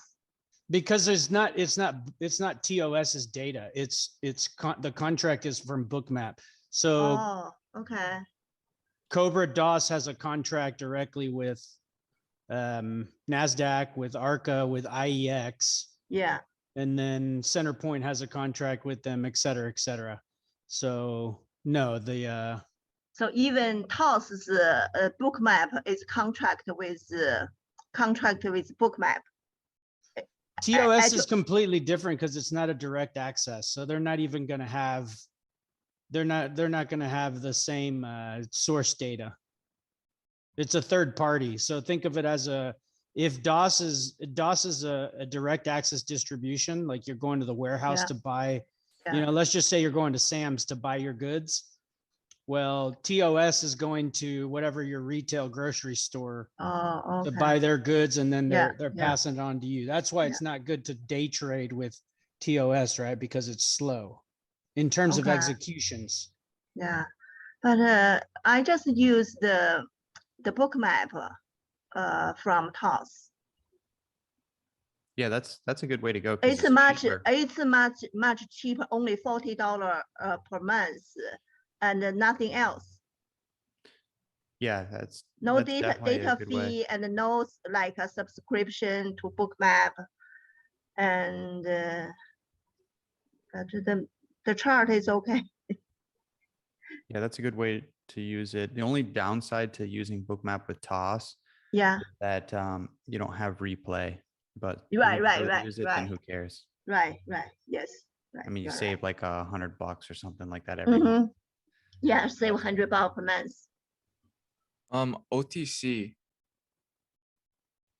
Yeah. So I was looking into Sierra charts. Do you have any advice for how to learn it? Because it seems very esoteric. Like it Yeah. seems, Yeah, it's not an easy software to learn. But their support room is pretty strong. Like if you send them a message, Yeah, I'll do that for sure. All right, thank you. Yep. For Yeah, learning you can those. find some, videos on YouTube. I Mhm. installed the chart for a while, and I almost, watched all of the videos on YouTube to get some idea how to set it up. Mhm. Yeah, it's not easy. And then OTC, you recommend just messaging them if you've got questions. That's the easiest way to kind of learn it.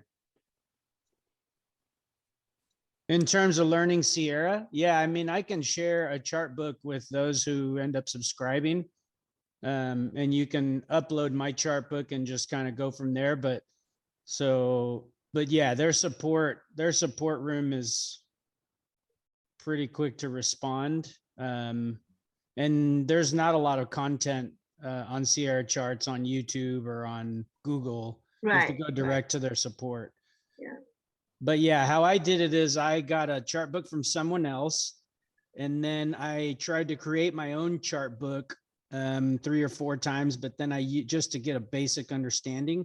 And then I used that other person's chart book for about a month, 2 months. And then as you're using the software, you just kind of get a little more agile with it, if you will. And then you can start modifying and making your changes.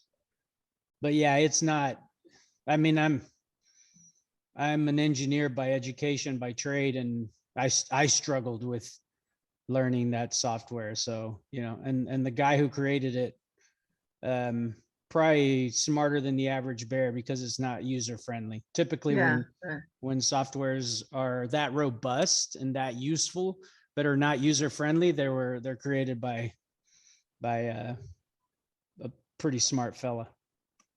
So do you use order flow to trade a small cap? I do. Okay.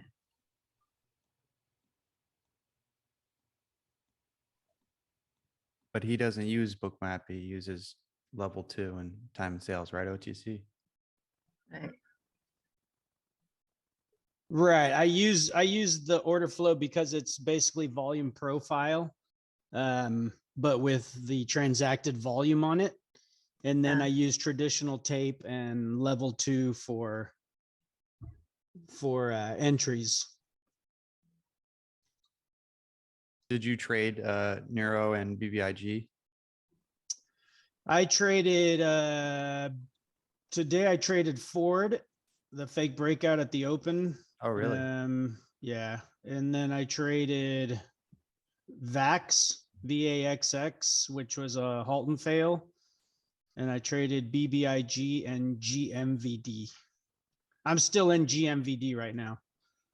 GMVD. What was that was a pretty nice fake breakout. That was a kind of fail fall through almost.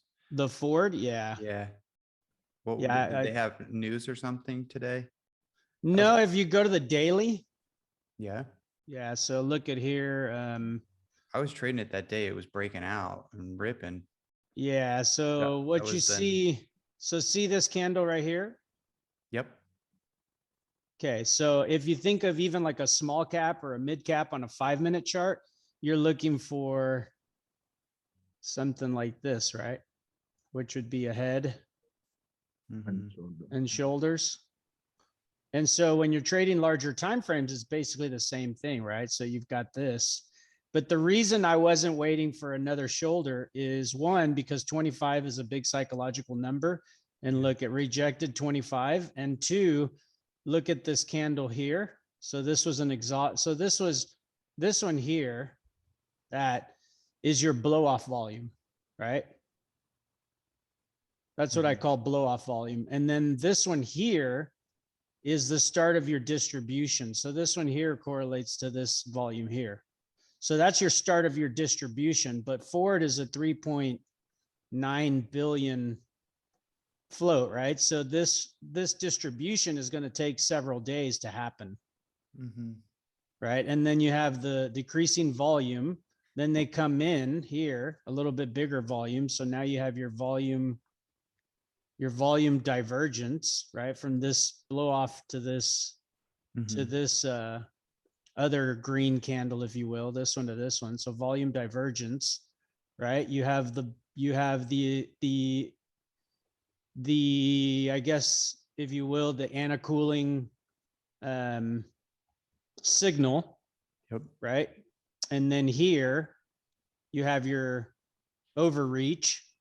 So all these people above here are trapped, Yeah. right? And then today or yesterday it fell below 25, right? It started selling off, right? With increase, with almost matching volume from this day here to this day here. And so the reason you have an inside candle like this one here, this red one, inside candle to this previous one, is because the market maker was holding the price action inside that candle so that he could distribute his shares, right? So he could finish his distribution. And so today, I was looking for a pop over 25, right? But I didn't get a pop over 25. I got in, 20.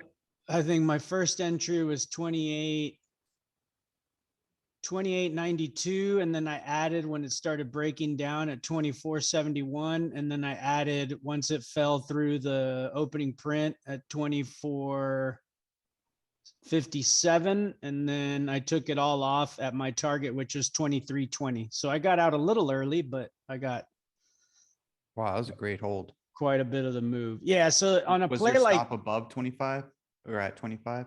yeah, my stop was after I saw, because if you look at a 5-minute chart, right? If you go to a 5-minute chart and zoom in, just zoom into this. Look at that stuff, right? Yeah. So no, as soon as I saw this stuff and it couldn't reach 25, and I got my first entry like 91 or 92 or something like that. No, my stop was break even. Cool. Because I was adding on the way down. I added right here, and then I added on this candle here at the top of it. As it was popping? Or when it went Yeah, from yeah, I green was to red? trying to. Well, I mean, if you look at the order flow on this one, it was, you could tell that they were Selling it. yeah, They're they were still selling it right now. Yeah, they were selling it. I mean, look at the first, this 5, 10, 15, 20, 25, 30, right? The first 30-minute candle is a Yeah. complete sell-off. Yeah.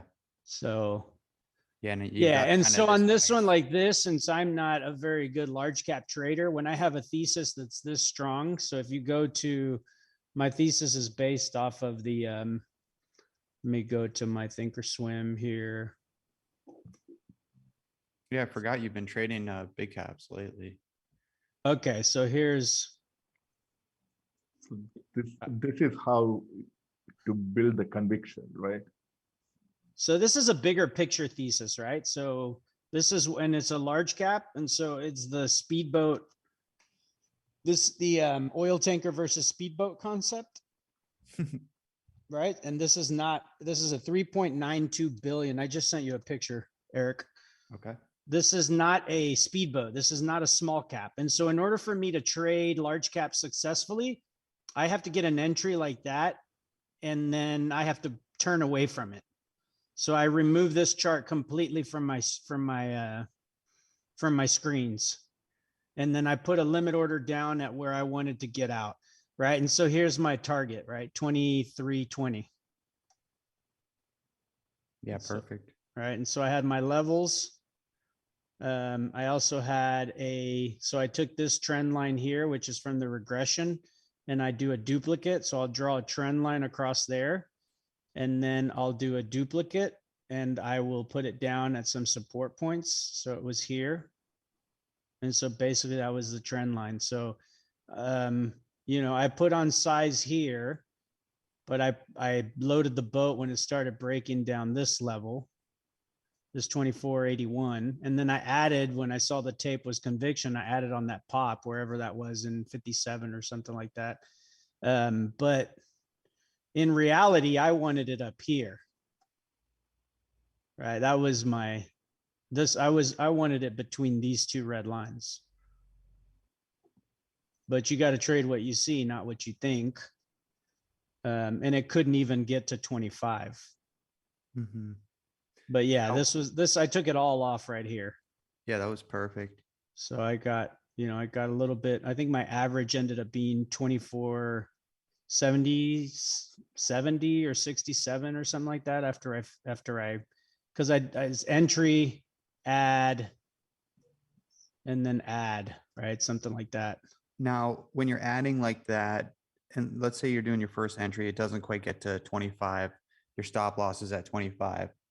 Let's say hypothetically your max you want to lose on the trade is $500.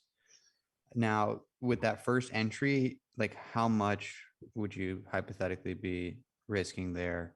Well, then- that's the thing, right? My thesis was to get in up here full size above this 24.99 level and closer to this 25.44 level.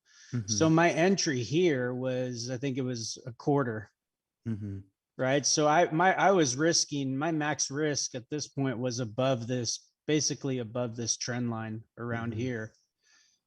But I didn't get the opportunity to add higher, right? So this was what I call an engagement order, an EO. This engages me into Yeah. this basically commits me into the trade, right? If I Mhm. put on like for my, for my small cap trades these days, I'll put on a little bit here, then I'll put on a little bit here, then I'll Yeah. put on a little bit here, and then I'll load the boat over here, Mhm. right? And these are like a fifth, another fifth, another fifth, and then this is big size, Mhm. right? So I'm working on a concept called engagement orders, Mhm. right? Because you never really know where the top is. So I'm just putting on micro size. Let's just say hypothetically that on this trade, if this was a small cap, I want to trade 1,000 shares just for a round number. I'm only going to put on 100 shares here, another 100 here, another 100 here, and then I'm going to put on, the 700 over here, Okay.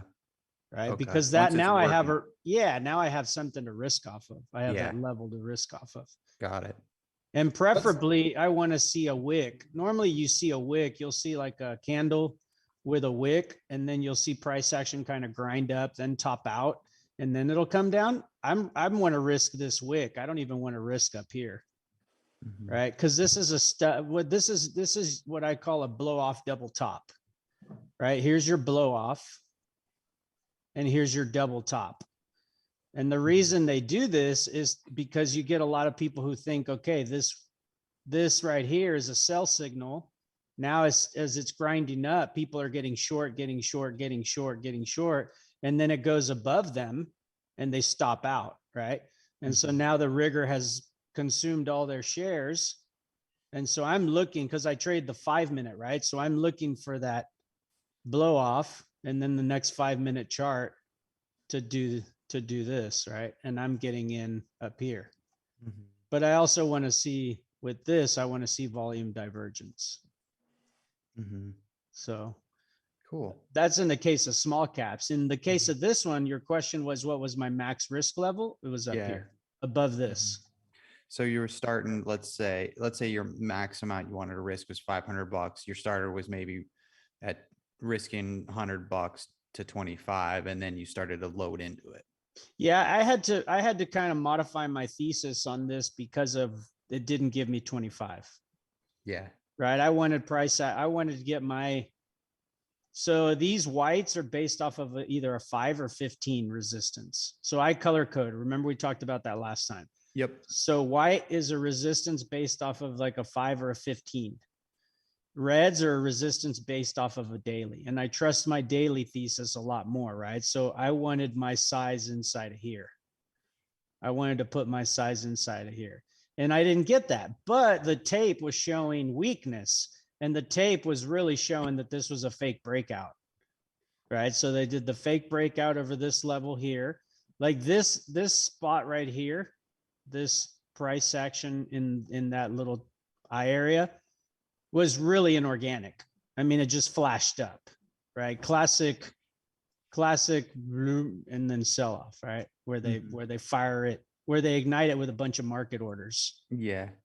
And so I could tell on the tape that that was an inorganic move that was going to get sold off. Now, did I know that it was going to sell off like this? No, I didn't. I had no clue.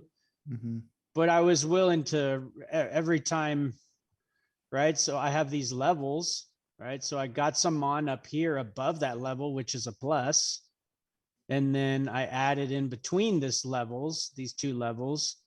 And by that point, I think I honestly don't know, but my average was like 67. So you're going straight for the target, which was roughly here, but Yeah. are you ever considering taking profits at the relative like kind of support or any of these maybe like volume by price areas that could have been in here? No, because this is a macro thesis based off the daily, right? So this chart, you're looking at a 5-minute chart because that's what I built my regression channel off of. Mm-hmm. But my thesis was based off of the daily. And so if it's a daily thesis, I'm trading it for the bigger move. If I get stopped out, I'm okay with that. Mm-hmm. Right. No, I was not looking. So so I'm going to send you another picture. would you hold it overnight if it didn't get to your 23 something target? Let's say it was just chopping at 24. No, I'm not going to hold overnight. Okay. No, because right. I explained, here's another picture. This is the daily. This is what my thesis was off of.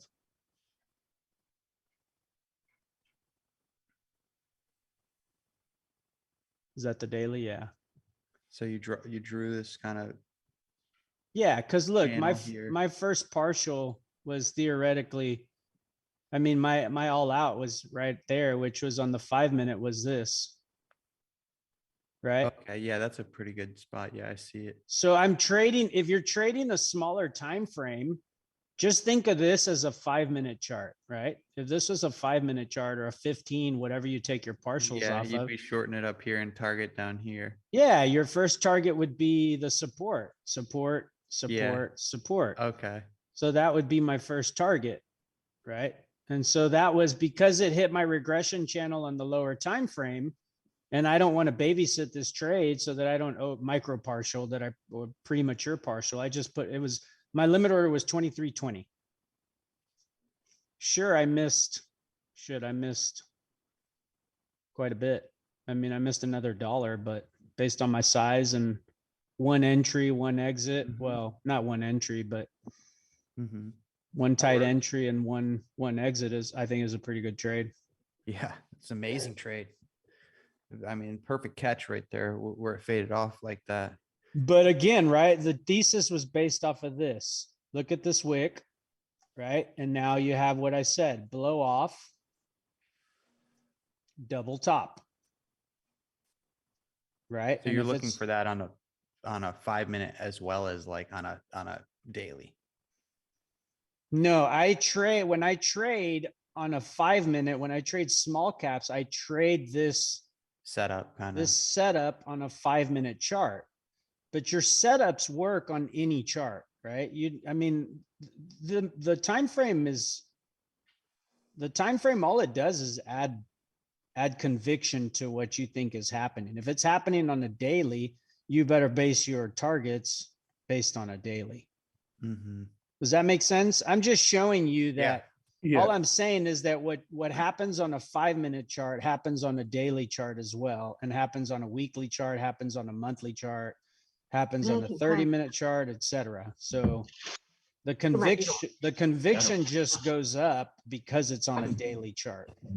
OTC, can you please show the double top over there? Maybe I'm not identifying. Maybe can you please show that? The double top? Yeah. Yeah, let me pull it down to a He's kind of saying that this is the first top and then it consolidates and then this is the next top. Yeah, I'll send you I'll show it on a smaller time frame. So right? So Did I say that right, OTC? But it's not a perfect double top. This is a higher top. Okay. Yeah.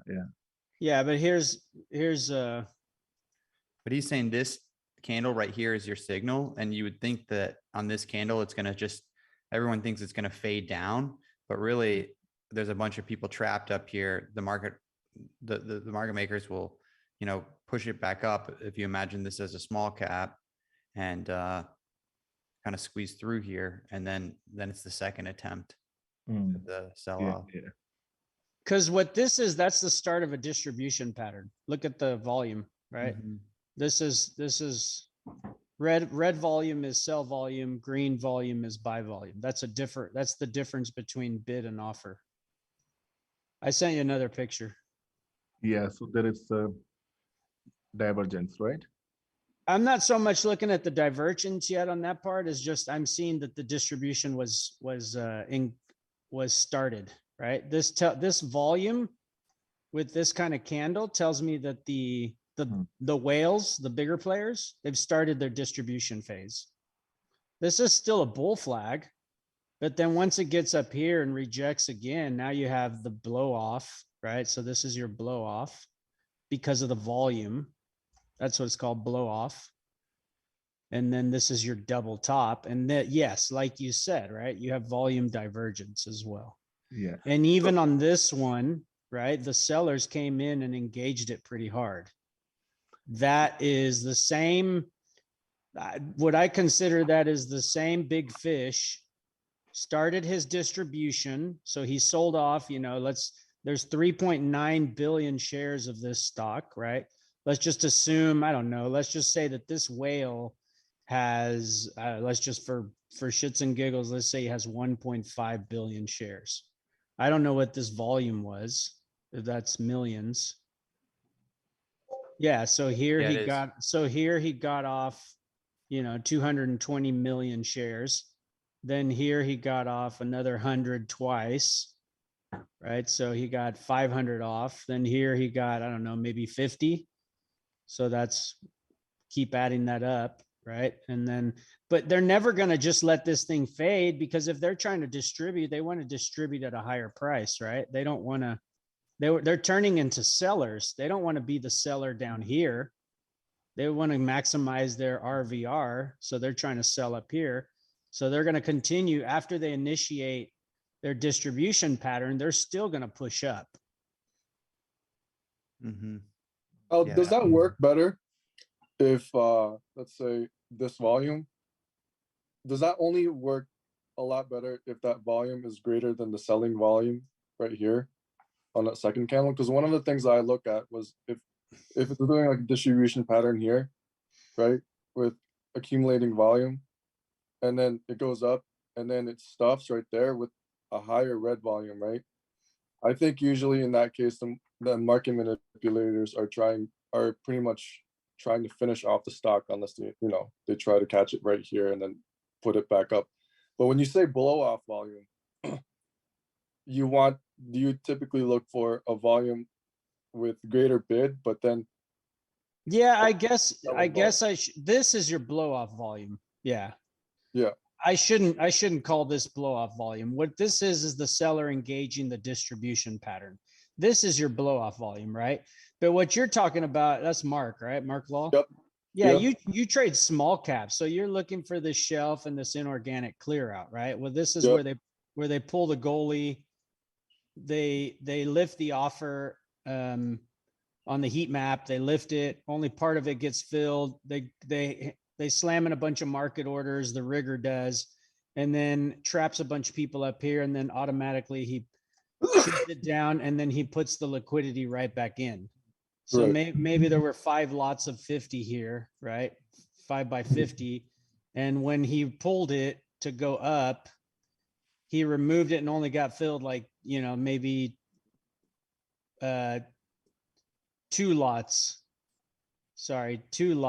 of 50, right? So it didn't get filled all of this. He only got filled partial, but that's on purpose, Yeah. right? This is completely different. So maybe I shouldn't call it blowout. This would be your blow off volume. This would be your breakout, your fake breakout, or your distribution breakout initiated, Mhm. as he showed his hand there. And then this is all the distribution pattern. And like I'm saying, right, this is a $3.9 billion float stock. So I'm not going to expect this to happen in 2 days. Well, that's 1, 2, 3, 4, 5, 6, 7, 8, 9, 10.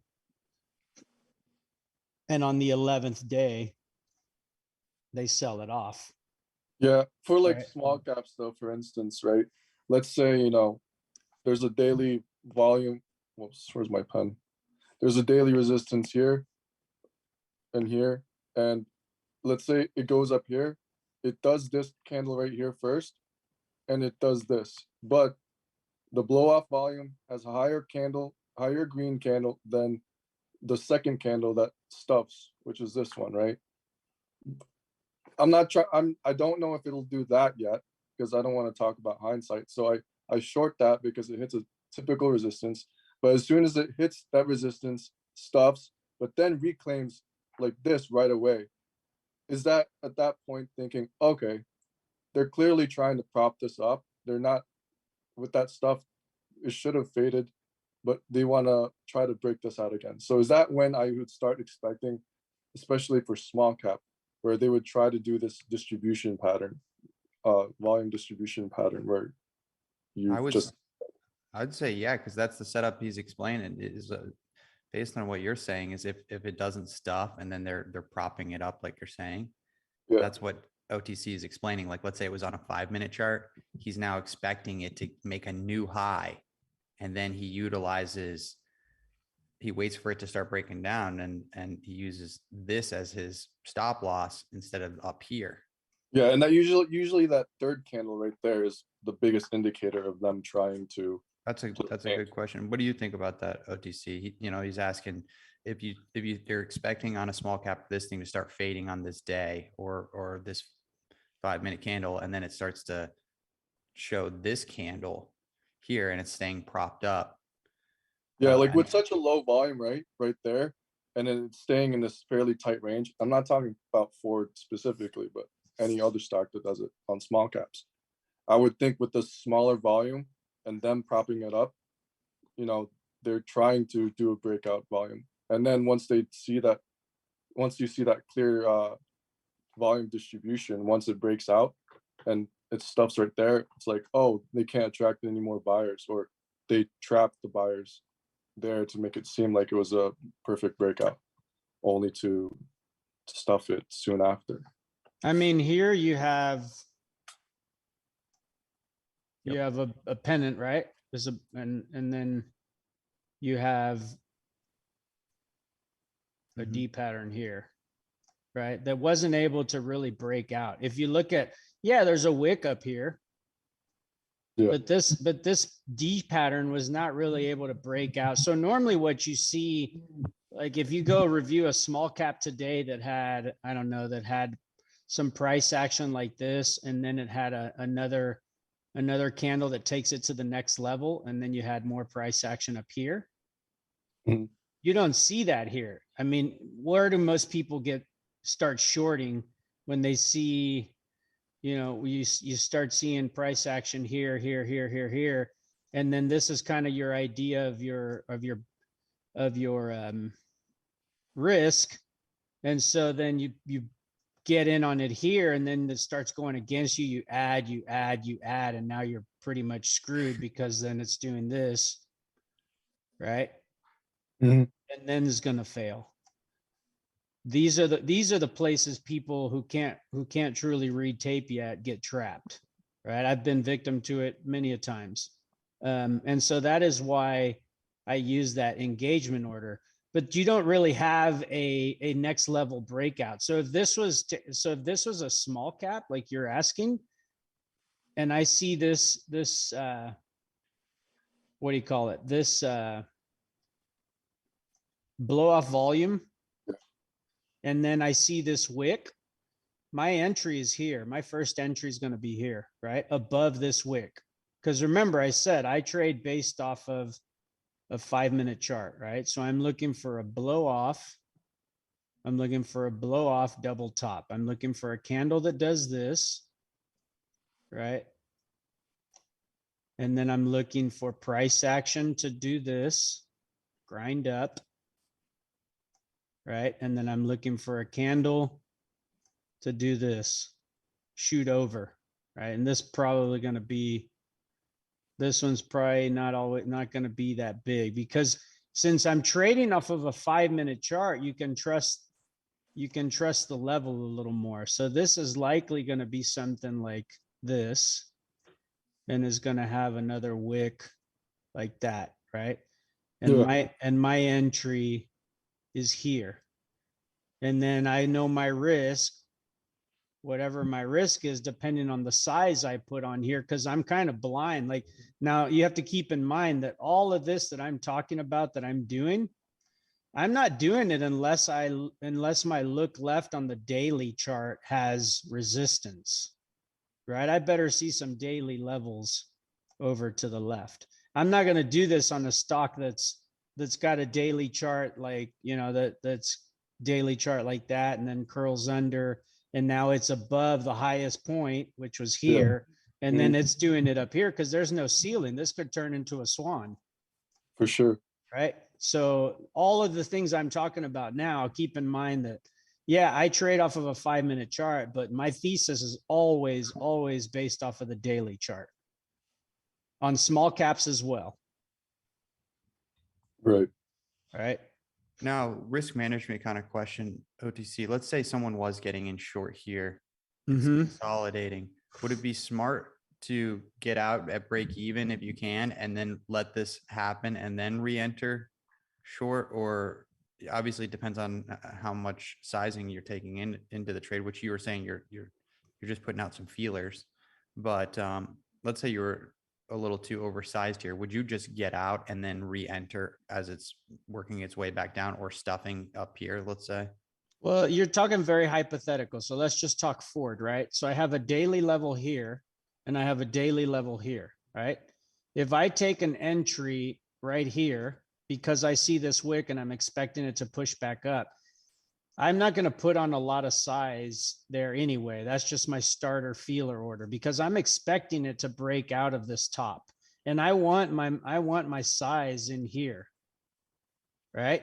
Mhm. So yeah, once I see, yeah, in this case, we're talking the thesis on this case. Once I see this, right, and then it continues to push. If I put on size here, if I'm in too much size here and I see it curl down and then it starts moving up, I'm just going to take off at break even whatever I'm comfortable keeping on as a feeler order for the next push up. Okay.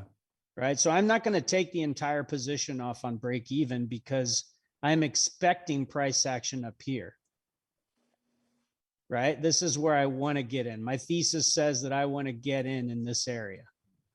And leave And on so, that so I'm going to size. keep whatever, whatever I'm comfortable with. Let's just say a fifth here.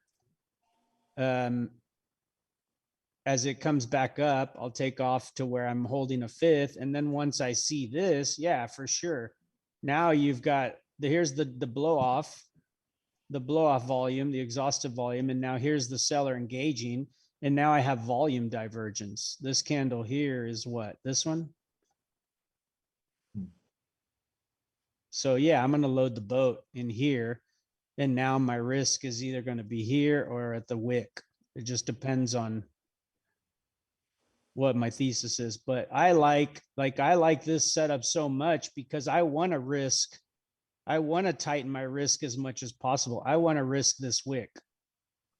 Once I see this here and the volume divergence,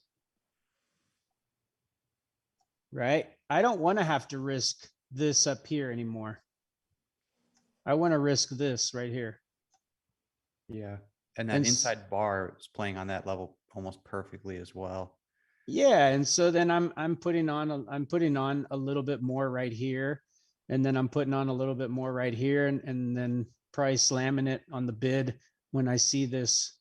Look, this is a reach over, inside candle reach over on lower volume, right? Lower volume, and then the big volume comes in when they stuff it. Mhm. Um, And so when you're but pull up deciding, that 30-minute chart so that I can answer the gentleman's question about the double top, right? Real quick. So yeah, I guess this one is best seen on the daily, but here's one top, Here's your next top, and then here's your third top, basically this area here. Okay. Okay. Right? They're More of a never head and they're shoulder. never perfect. Yeah, this is but obviously keep in mind this a 30-minute time frame. Right? And why do you have so much price action? Well, I explained it, right? Because this ticker is 3.9 billion float. So for you guys that are trading small caps, yeah, you're never going to see this much price action. Okay.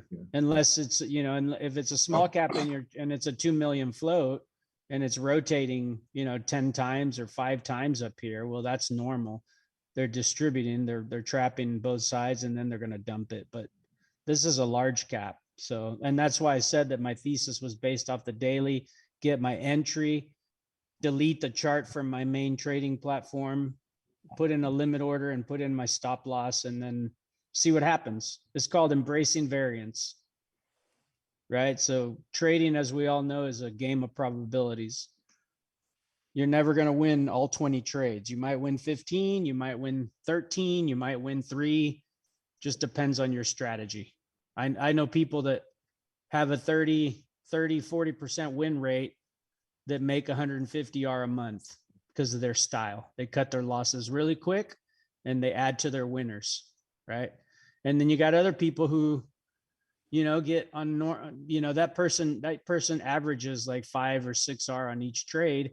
But then you have the other guy who has a 70 or 80% win rate, but he averages 1.5 or 2 R on his trades. There's just two different styles of trading. And I think for most of y'all here who trade the J lines, that's kind of the style you have to use, because the J lines often get you in at a lower price. You're not getting in up here, right? The J lines could be in here somewhere. And so if you take that J line trade, you're shooting for this demand zone here. And so you're catching some of the move, but your RVR is, you're risking up here or something like that. You're not catching the entry up here on the extension, which I don't recommend newer traders to try to get in on this extension. Right? Just go with what Jay teaches and wait until you see a signal that gives you another wick to risk off of and have tighter risk reward. And take what you can get, right? Take it down to the 3-minute J lines or the 5-minute J lines if it gets there. Jeez. And then OTC, let's say your target is to kind of be getting in around 25 max. You want to be risking around 25.50, and you say, okay, I'm comfortable with losing $500 on this trade, so I take it with 1,000 shares. And is that kind of how you do it? And then you would say, okay, a fifth of that to start putting in the feelers? Or like, how do you kind of determine the risk on something like this?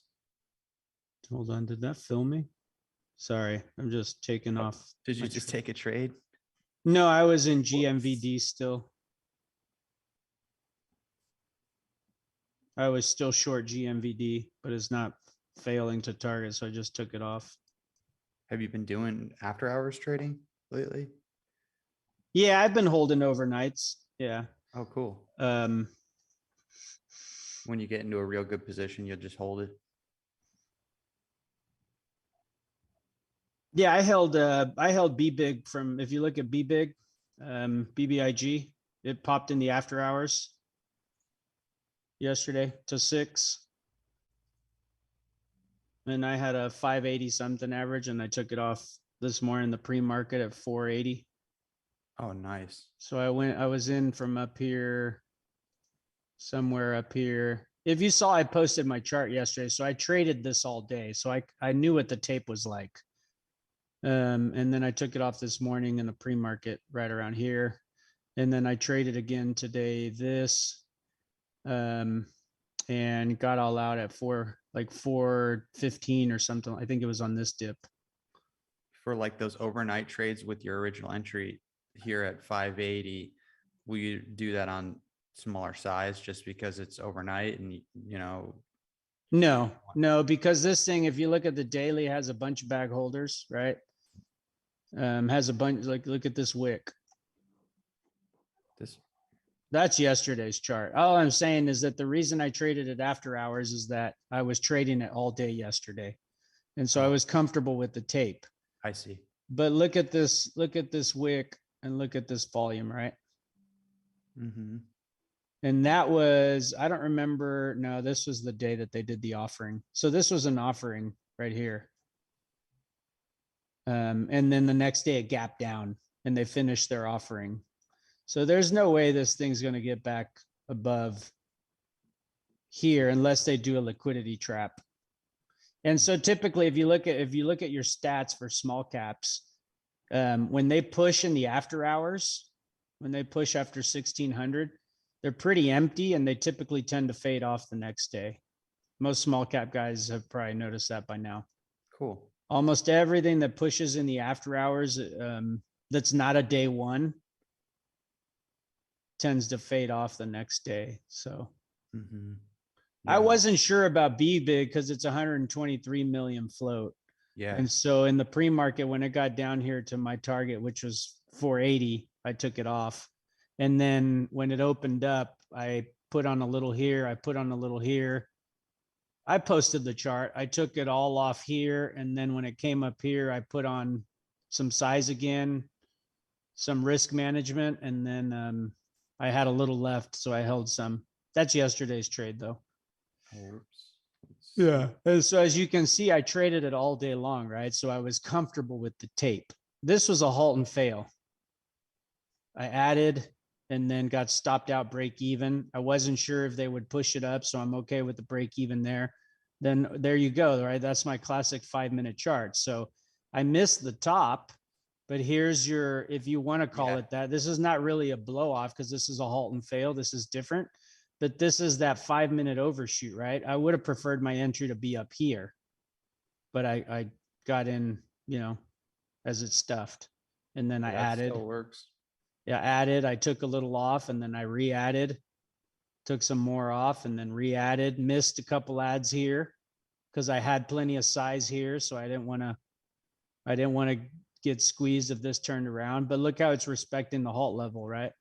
Look at that, respect it. I missed this because I was helping someone. I was chatting with someone on Discord. So this would have been a great entry here as well, because this is a very inorganic pop. And then I would have held this into the after hours with a break even, which would have worked. Notice, I'm not going to trade this. I'm not going to trade this dead time in here. Right. So I waited till I recognized that this thing wasn't able to push anymore. Volume divergence again.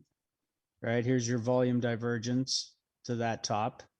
Mm-hmm. Right. Here's your, for you small cap traders, here's your shelf. So I'll delete that. Here's a shelf. Here's a lower shelf. Inorganic pop over, inorganic pop over. Inorganic pop over. I took that entry. My risk was this right here. So basically didn't have to risk anything. My RVR was almost break even because I put on a little bit here, right? I put on a little bit here, fee alert, and then I recognized that there's that overshoot. It was going to stuff off this level. And so I added, took a little bit off. Notice another inorganic clear out move, re-added. How much are you taking off on like this? Because it's still, not full size, just 20%, 30%. So by here, I was full size. Oh, you were on these two. Okay. That's the only reason I took that partial. Yeah. Oh, okay. That's the reason. Yeah, you would have held and just added again if you weren't at full size. Correct. And then how much is like a amount that you would take off on a partial like that? I would like to take 10% off or 25% off at the most, but unfortunately, Sterling only lets you take off 25, 50, and 75. So I took off 25. And another thing about Sterling is that it's FIFO. It's first in, first out. So you have to be it's good for when you're entering, because as I enter more, my average is higher. But as I'm taking shares off and I've added, it lowers my average. Because it's doing a first in, first out. right? Okay. So it'll take these shares off first. That'll raise my average to here. But once I take this partial and add back, it's going to lower my Yeah, average. your averages drop down. Yeah. And then with these partial, like short and then add and then partials here, is this 25, 25? Correct. Okay. So Yeah, you're using like that's the 25 hotkey. yeah. I Okay. think these it really depends. I think this one was a limit order because it's at a demand zone. These were limit orders because if they're typically if you see them sitting at a demand zone like here, right? So I'm Mhm. going to draw I'm basically going to draw two lines off of this wick, one at the tip. And in this case, since there's a red wick, normally I would draw it off of the body like that, right? But in this case, since there's another wick right there, a seller wick, I'm going to draw it off the top of that. So so this was a limit order. Mhm. This was a And- limit order.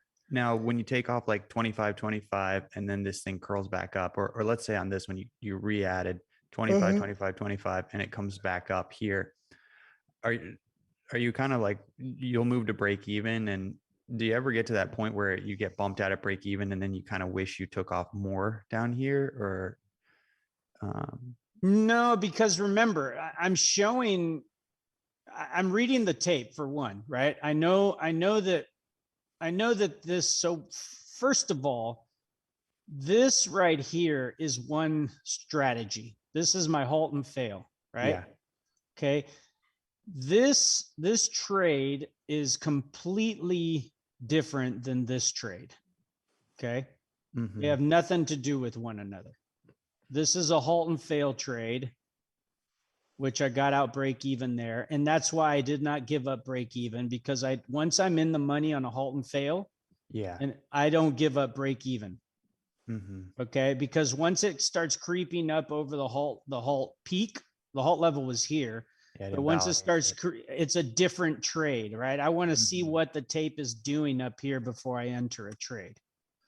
So your question is, what am I doing to take off? Well, in this case, there's a high here. There's the halt level, which is very important, right? And look how bad it's stuffed, right? So I pretty much know that anything above the halt level that's doing on inorganic pops, right? When they're just flashing orders, is going to fail ultimately. And sure enough, right? Look, the halt level failed, the halt level failed, the halt level Yeah. failed, the halt level never reached. Yeah, they were able to, well, of course, this is going to have some action up here because look at the sell-off, right? So there's a lot of people taking profits here already. And then there's buyers trying to buy what's called the halt, the first dip halt breakout, Yeah. which happens often as well on micro floats. So, but to answer your question, so I have a level to risk off of here. I have a level to risk off of here. I like this level to risk off of a lot more, right? Look at this. So wick to wick, wick to wick. And then I have lots of wicks to wicks here, right? So once it's here, once I'm adding to the position in here, I'm no longer risking this. I'm risking this right here, right? Because there's a lot of stuff moves in here. I don't expect price action to get all the way back up to these. If it is, the thesis is invalid. And then if I would have added here and here, my risk level would have been right here, Mhm. right? So I'm still using full size because I wouldn't normally use full size because it's after 10:30. But in the case of this stock, it actually started later, right? So this thing this thing sold off, and then basically this thing came into play. And if you look at my markups on the other chart, the one I posted higher up, I said that I was not planning on trading B big until a late day fade. So I was not planning on trading it until over here, 1300. But because it halted, it became an in play ticker for me. Right. Cool. Okay. That's one of the things that I struggle with in regards to something like this kind of price action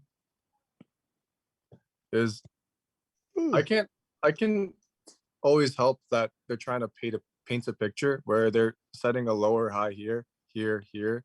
And then as soon as it breaks the support, right at the bottom right there and holds and then pops again and then sets a higher low here. I always think that, oh, we have shorts trapped here. We have shorts here, we have shorts here, and they have these levels here that they have a stop loss. And if this breaks this with this higher low, they have all of these shorts covering to push it up even more. But the main thing to keep in mind with this, the float, right? Yeah. You're talking about that this could curl up and then go for high a day, Yeah. right? Well, one, you have to consider that this was a halt and fail. That's the reason I traded it. Because look at the volume that it requires to ignite that halt and fail, right? They used, what is that? Almost 600,000. So 6 million shares. So almost 6 million shares there on just that one candle. Yeah. Right. And so that's, if there's anything of exhaustive volume, that's pretty much it. I mean, this would have to be a day one ticker with no backside.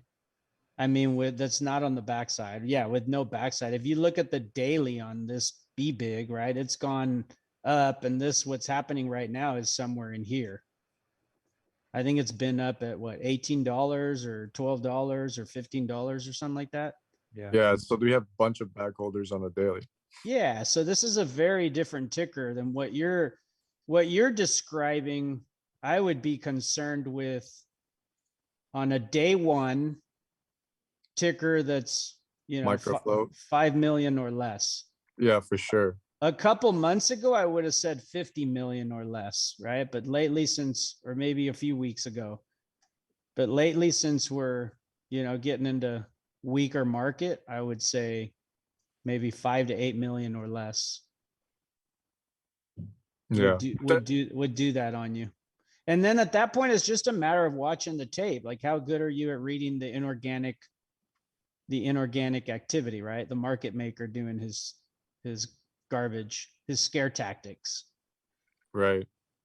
But that's why I'm not a patient trader. That's why I have to use that starter entry, because it used to be when I would just, like, if I just did full size here, which I did on this one because it was a halt and it was at my level, which is different. But on these grindy price actions, when I would get in full size, I'd have to stop out, right? And so that's why I have my engagement order. And two, should I lost my thought? Oh, that's why I trade the 5-minute chart, because the 5-minute chart forces me to slow down.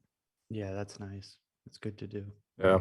I don't trade the 1-minute chart. I showed the 1-minute chart because I had so many arrows that it was just look cleaner on the 1-minute chart.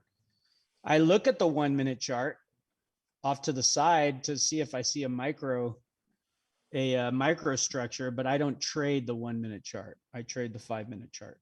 Yeah. I'm so accustomed to the 1 minute because, like, if I watch the 5 minute, and I have a bunch of times before, not as much as the one, obviously, I can't help that within that 5 minutes that candle was forming, I saw it wick like 30 times or something like that, where if I just looked at the 1 minute, you could see that it was just consolidating at a tight level or something like that. I want to slow down on that.